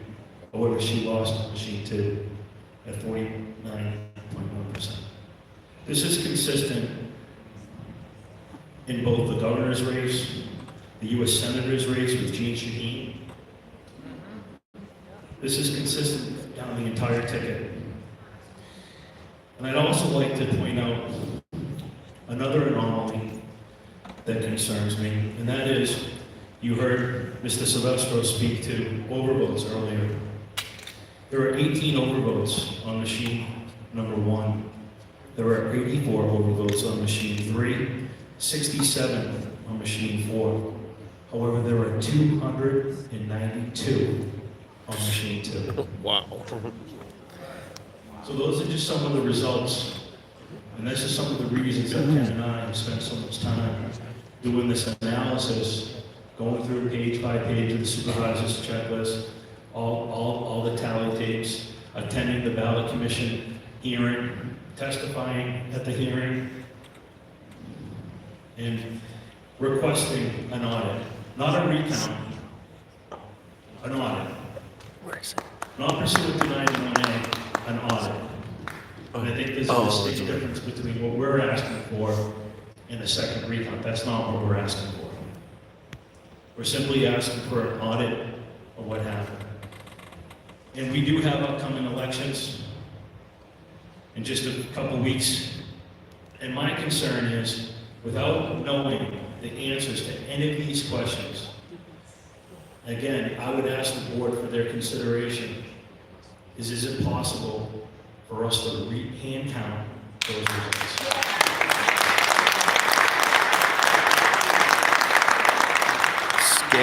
Scan them and put them online.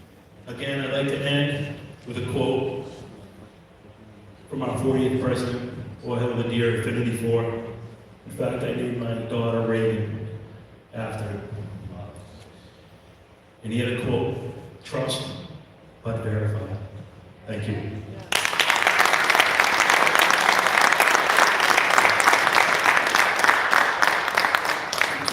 About machine 2, and I'll ask Nikki Bowtie to correct me if I'm wrong, but my understanding was machine 2 was used predominantly for the processing of the absentee ballots, thus the differentiation in its results versus the other 3 machines. But Nikki, if she's nodding her head in agreement, so that's my understanding of that. Okay, are there other people from the public who would like to speak? Well, Tom? Yes, since that, yes.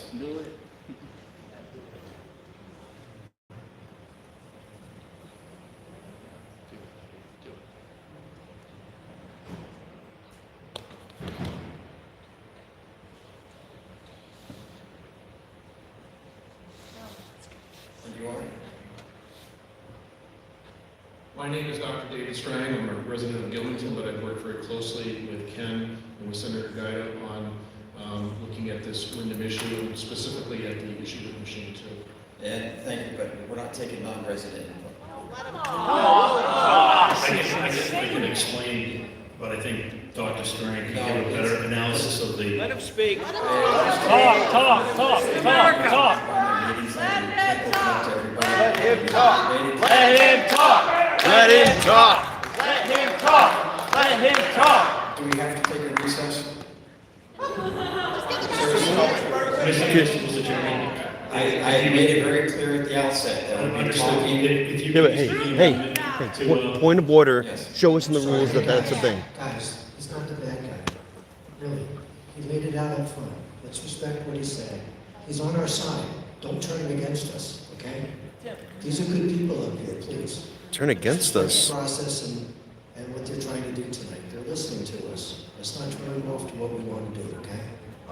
Yeah, thank you, actually. And to Ken's point, I made a point of sitting down with Ken because I know Ken to be someone who puts a lot of work and a lot of thought into what he proposes. He doesn't propose things very willy-nilly. I'm trying to make sure that I run an efficient meeting for the benefit of the residents of Windham. That is the responsibility of this board. This board's not here for people who are outside of town. So because of the large number of people, the lateness of the hour, plus we still have people on Zoom, I made that decision a long time ago to restrict the input to just Windham residents. Otherwise, we could be here way into the early hours. So that's why we're trying to keep this on track, because also we have a responsibility to the Windham residents who aren't able to view this live and want to go and watch it later on cable TV. We need to be mindful of their time as well. So that's why I made that decision up front. It was crystal clear. No one complained about it up front. We've been moving on with that as the expectation.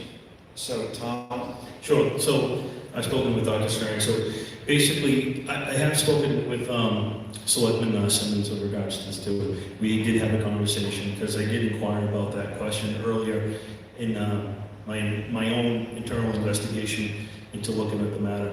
And I asked because I knew she had worked on election day, as did I, in the new voter registration side of things. And I asked, was there a specific machine that was used for absentee ballots only? And the answer that I was given was no, there wasn't. However, I do want to make the point, and the point that I was going to ask Dr. Strang to articulate, who could a lot better than I do, was the fact that we had approximately 3,200 absentee ballots that had come in, and Dr. Strang did a statistical analysis on that, and in one of the races that I mentioned earlier, which was Senator Jean Shaheen's race, she would have had to garner 90% of the absentee ballot vote on machine number 2. If that would, and that's just simply, in my opinion, not possible. Well, and I think what you can do, because I know you want to incorporate what Dr. Strang has spoken to you about, but I would suggest then that you put that type of thinking into like a process to uncover whether or not there was any anomaly there, which is what I think you're getting at. Right. Make sure you work with Ken, because I know Ken is putting something together that he could provide to us and to the state reps, and that would probably be the best way to direct that thinking, because I think then you're putting it down in writing, because you want that potential process to be looked at, correct? That's correct. And, Yes. and with that said too, I just had a thought to I'll make sure that Ken and I both get together with Dr. Strang and we'll incorporate that as, and I'm also going to be, I have an appointment with Dr. Shiva Ayadora on Wednesday, and he has some input, as well as Henry Hursty, who actually worked on the machines. People want to look at the AccuVone ES 2000 modeling machines. I think he did a great documentary called Hacking Democracy. You can see those memory cards and how those are actually working. Black box voter as well. Thank you, sir. Thank you, Tom.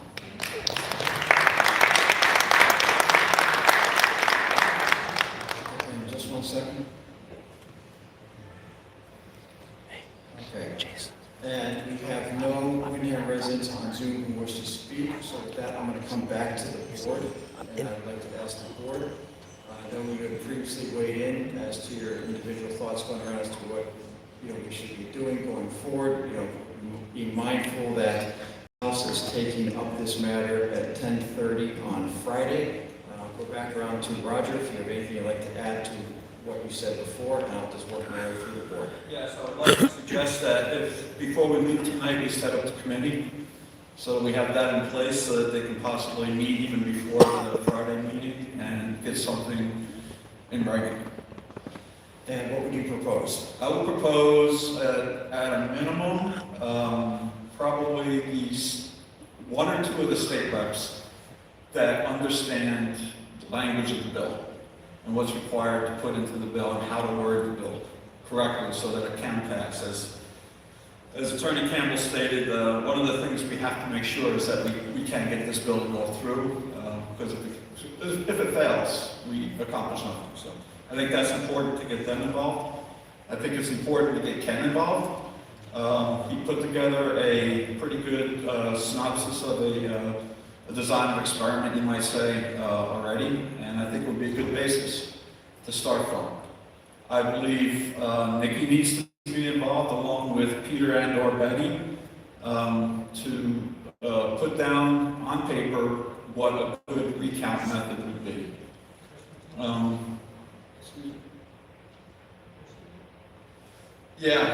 And Christy, because she has a she has a little stake in this, and she's been involved. And actually, she was part of the whole operation, I think, that got all this started. If it wasn't for Christy not being part of the vote, I think, and asking for the recount, this never would have occurred. So I think we need one of the selectmen, and at least one of the selectmen. And I know myself, I was involved intimately in the ballot counting, so I would recuse myself from putting together anything, although I'll be glad to take a look at whatever gets, written and review it. But I think we should have at least 2 selectmen. And I think that would be a good committee, I think, to put something together. Keith? Thanks, Mr. Chair. I completely back the committee, of course, and I certainly would like to drive home the point. Obviously, all of us want to drive this to completion. This idea of half doing it just simply isn't enough. I don't think for anyone in this room. I don't think for anyone in the state. And so that has to be clear. One thing I am having, I hate to disagree with Mr. Ari at all. This is obviously a very favorable crowd for him. I'm struggling a little bit with the audit occurring here, I will say that. Obviously, many of the people up here and in town were involved, and I think either the state or a neutral site is a much better situation because there is so many people who are involved in that process here. So I'm struggling with that a little bit, to bring it back to this town and then have most of the people who know how that process works, not be a part of that audit. I will say that I thought the timeline was a great point that was made by, I believe, Mr. Todd. That if this had started at a reasonable time frame, closer to November, we wouldn't be sitting looking at an election that's 8 days away, where we're now questioning, having these types of questions, which does not give anyone confidence going to the ballot box. If this had started 2 months ago, it'd probably be over by now. So I completely agree with the idea that one of the things this committee should probably put forth is some sort of end date, because even if you put forth the bill and say, yeah, you can go do it, to wait a year or 20 months while those things are sitting in a room doesn't do anyone any good. And it's a shame we're going to have an election in 8 days and we haven't finished to answer all these questions that we have. So I certainly support that timeline as well. Bruce? Mr. Chairman, I would agree with everybody Rogers said, but I would just like to note, anybody that is involved on the ballot should not be part of the recount. And I also would like to add Mr. Tom Murray to the team. Mr. Tom Murray has been very helpful in giving me a lot of information when I asked about it, and I think he should be added. He has a wealth of knowledge and actually an engineer from MIT, so I think that would be a good idea. Thank you. And Jennifer?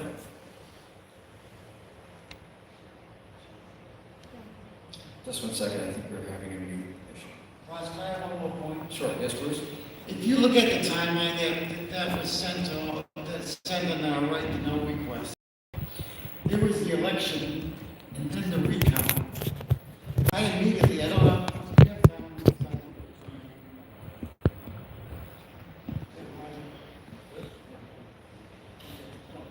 Timeline.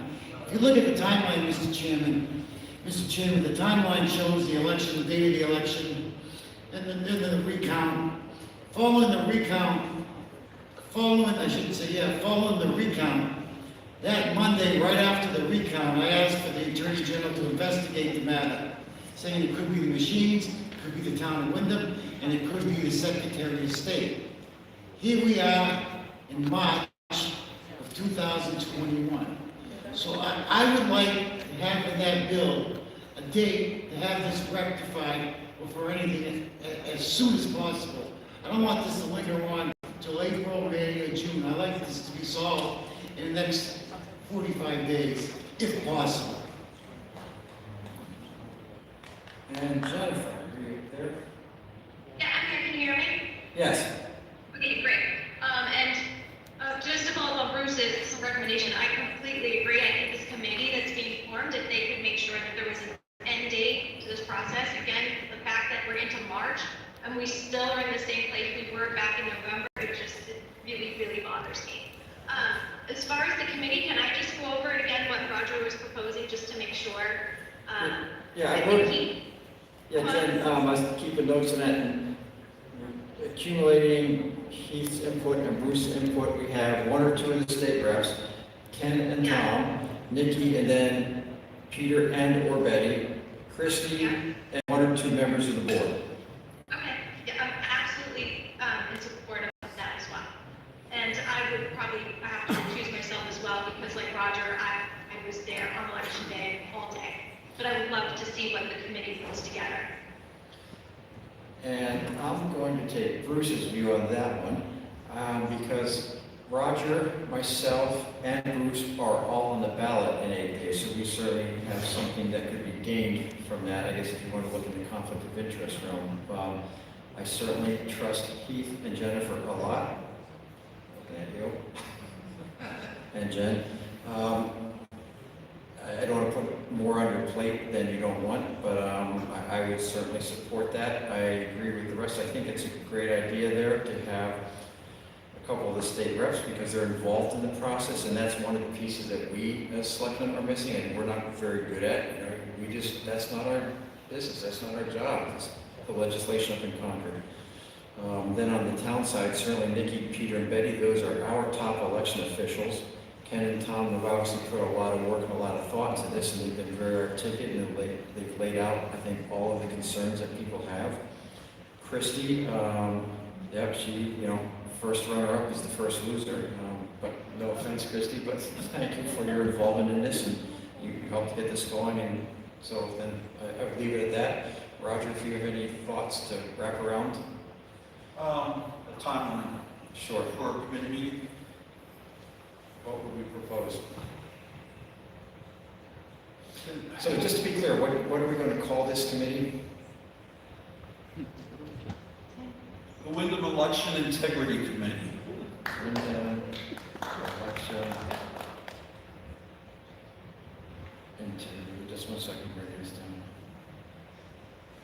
Because what we'll need to do as a board is to, motion in a second with a vote to actually document that, okay? So while we're discussing that, we would need to settle on one or two selectmen. We just need to leave it as the state reps decide between the four of them as to which one or two would like to do it, I understand.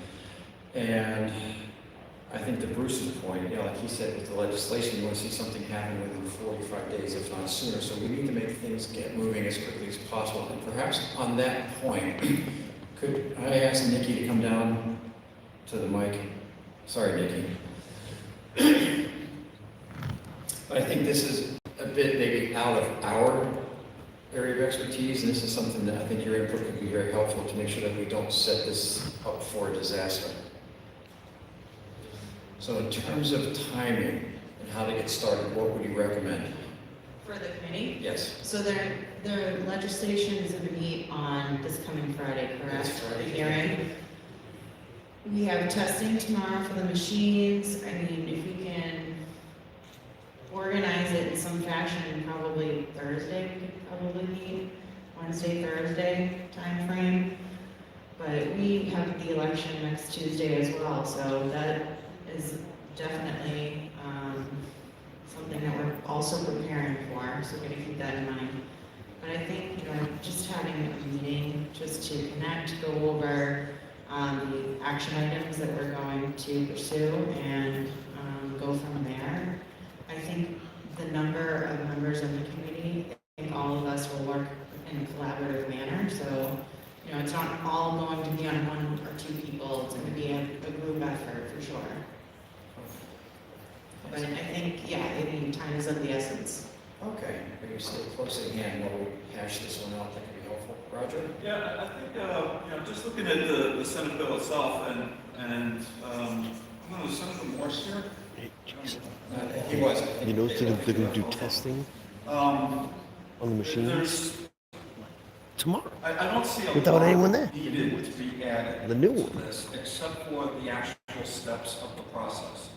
So I think the bill itself is intact. I think all we want to do is add a paragraph on the actual process. So I believe that might be able to be handled in a day or two, of meeting. Yeah, I think Ken has done a lot of the footwork, thankfully, so, we'll add, the necessary details to that and just review, and then move forward.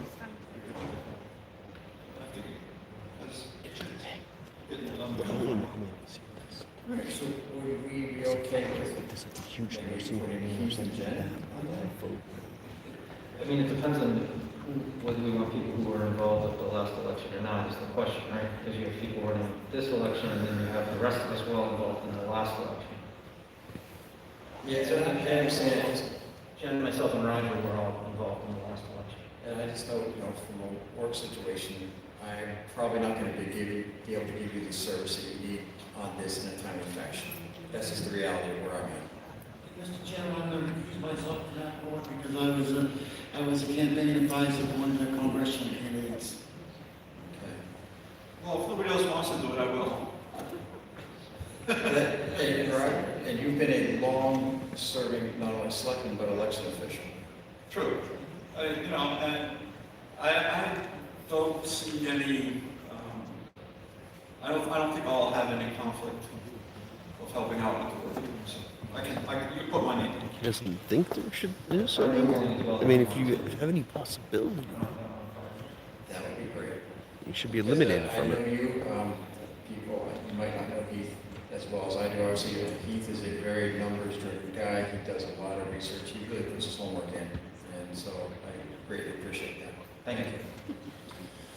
All right, so Roger? Jennifer's got her hand up. No, I was going to say I'm happy to serve on it as well, but if Roger and Heath are all set, but I would be very happy to serve as well. I'll flip I it just didn't know if I back had to, because they're all there. Yo, she So, doesn't Roger, sound sick. You heard Jennifer. Yeah, I'm good staying if she wants to take it. It's okay with me also. I am running in this next election also, so, I don't know if that introduces a conflict. Yeah, no conflict there. So how about Jennifer and me? That'd be good. That works for me. Okay. I just want to point out, I am also running in this next election, so. Oh, there's no conflict there either. The slippery slope we're going to You go are running down. unopposed. So there's that. I'll put that out there. Well deserved. There you go, guys. So Roger, your motion. Run against her so she can't be on the board. Organize a board, we can call it the Windham Voting Integrity Committee.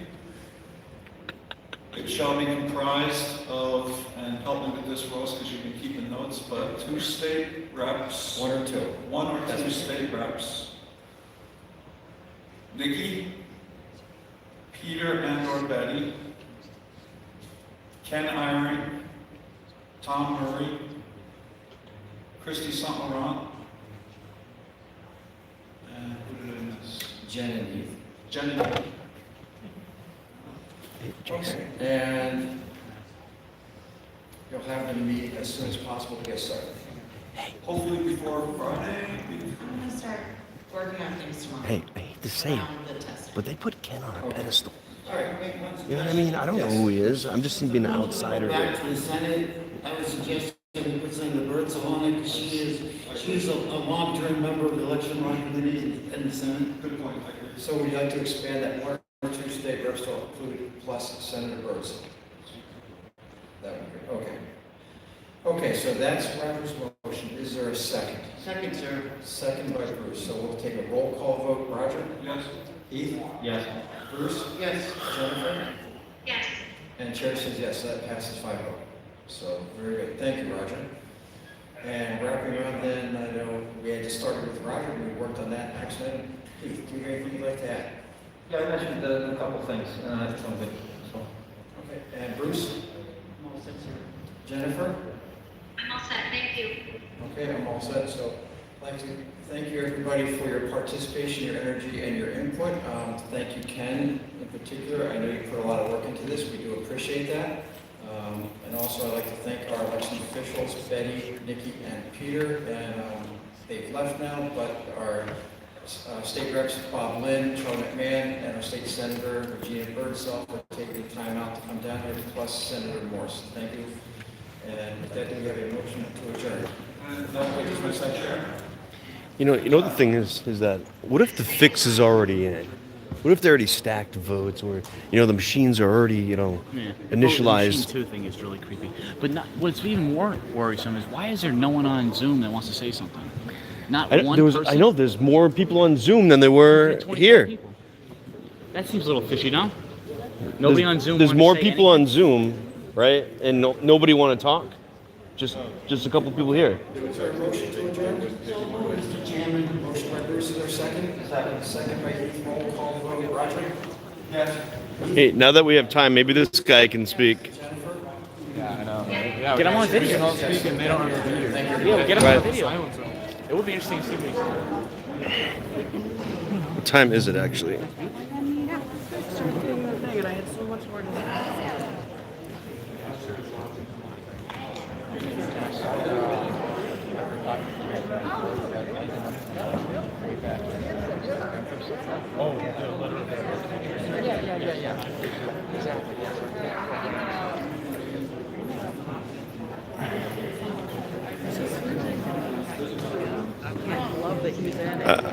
I don't even know what to think anymore about this process.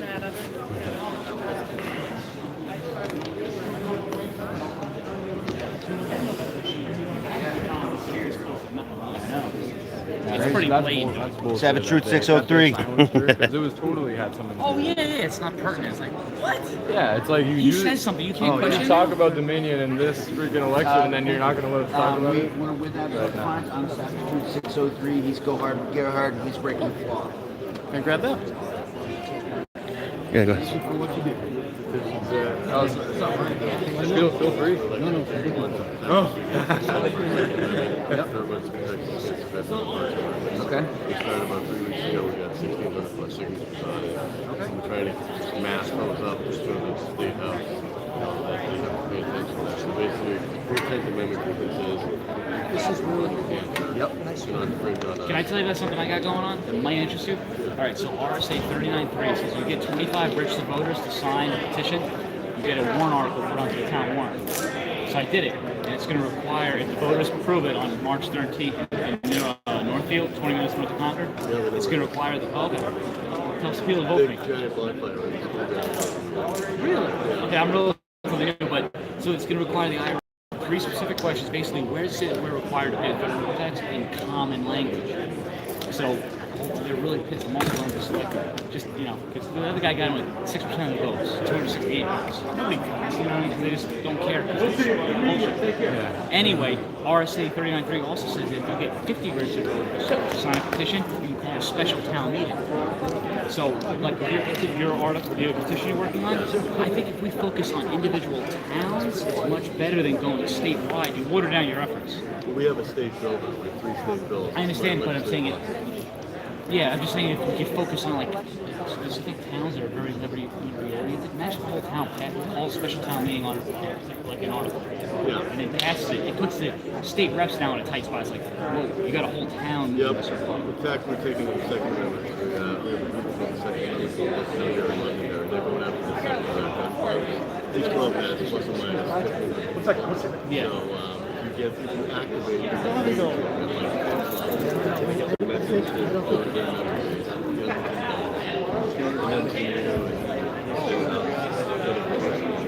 don't know, man. I'll tell you, I think Snoon is a total tool bag, but I think they're getting more. I think it's Article 10 time awfully soon, to be honest with you. But I mean, I love Article 10. Yeah. All right, that's cool. I appreciate it. I'll look into it. Are you guys all together? Where are you guys from? I'm breaking the Flaw on YouTube. Oh, okay. Yeah, I don't break the law. I break the flaw. I love that. Just in New Hampshire, or? So you're running. Yeah, I mean, I go all over, but right now I'm mostly New Hampshire. Nobody can, only We need- people, we only need, residents like, of to- Northfield have any say We in need that New election, Hampshire. right? Yeah, the selectmen election. There's But at town meeting, when the actual Yeah. warrant article is Trump took so New Hampshire. March 9th. Oh, no doubt. Yeah, no doubt. Yeah. So- I've said for years that, So I'm really that new. Maggie Hassan But and yeah, Yeah. those people who Annie want Cusser yay or nay, are blatant. they have, I'm going to speak on it, saying, yeah, we should anti-arrest these There's people. no way that we There's voted for no them. way. They carpetbag their way This in whole here and argument. just use the We should power anger of the the state and Senate. the feds. It's been going on for years. Hey, my first act. Anchoring them is what you're worried about? Hey, my first act of activism was to go to the 2008 recount for Dennis Kucinich to watch, like, to see the process was done. I had friends that followed the ballots all around the state. The seals were intact. They went into the back of the Secretary of State's building. And then when they came in from the back, this is where all the eyes weren't on them. All the seals were broken. Stacked McCain. I mean, I'm not supposed to judge the integrity of the votes. I'm just supposed to make sure that the count is accurate to what they're doing. But I could see that they were stacking it for John McCain. I'm not picking one side or another, but this is what I saw. I was like, this is ridiculous. And Ron Paul should have won that election. It was a primary, but he should have won that. So I just became a U.S. Last Saturday of the month, we've been Oh, hanging out congrats. there, like, last time we had state reps, Congratulations. show up. It just kind of wrapped for you. That's right. Everybody gets together, you network with people. I can't even tell you from anywhere else. What are you, from Canada? Yes, you are. Okay. No goldbacks on Yeah. If you're a socialist American now. So this is one of Yeah. the announcements. Yeah. Like but yeah, so there's like selling those things. It's just very, it's cool, man. You should show up. Thank you, It's bro. cool. I'm $3 richer because of you. Well, how much is gold right Online now? they sell for a lot more. How much is gold right now? It's 1,700 an ounce. Okay, that's Oh, it's $1. going down. It is. That's why I still That's worth, think- if it's 1,700 an ounce, right? And this is 1/1000th of an ounce. It's $1.70. Yeah, but I'm saying they go for a premium. $1. Easy to figure out, right? It is more. I don't know. It's just a lot easier to figure out. I like Federal Reserve notes though. They make so many of them. Everybody's rich. You just It's like Monopoly money. I don't see how people understand. Like, That's real gold, So that's the thing. Like, I can bet that it's real gold. 1/1000. It's literally 1/1000th of an ounce. Do they do that with silver too, or no? No, But you know what? silver's They not have valuable. silver dime coins. So they have like silver dimes embedded into like a credit card type thing. I like those too, but this is going to be more. This is going to be New Hampshire based. Like, Oh yeah, next month they coming out in No, New Hampshire. That's next like Utah, week. Nevada. Next week. Oh, next week? Yeah, next week. You should go to Fun Spot actually out in Keene.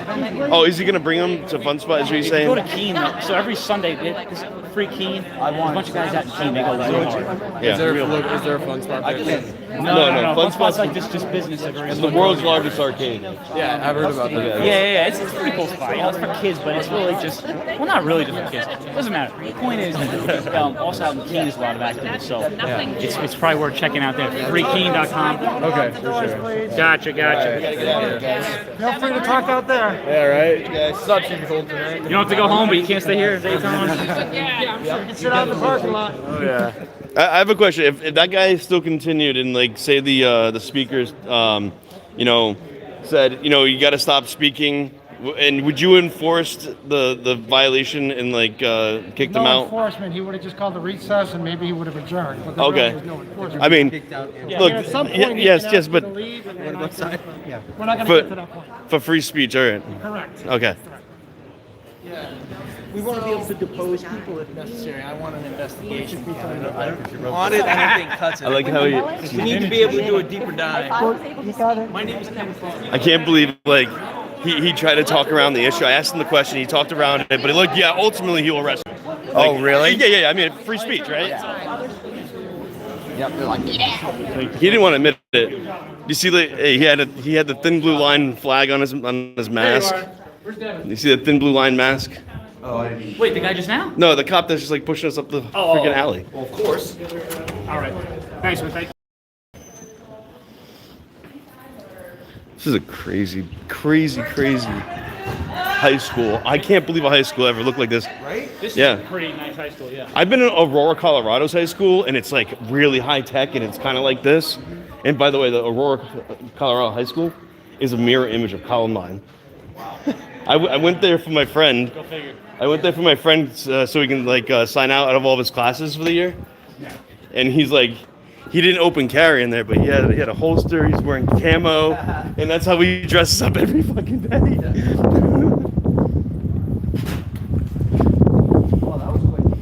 Yeah, thanks for joining in, you guys. Appreciate it. Hit that like if you haven't already. I mean, I wish more people had the ability to speak.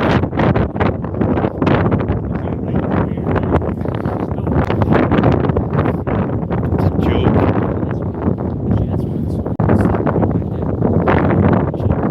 That's funny. I bet you some of the people in my chat ended up like sharing the Zoom so they could call in. Like and they know that I'm resident. That's probably why I saw it spike like a few minutes after I got on. You know what I mean?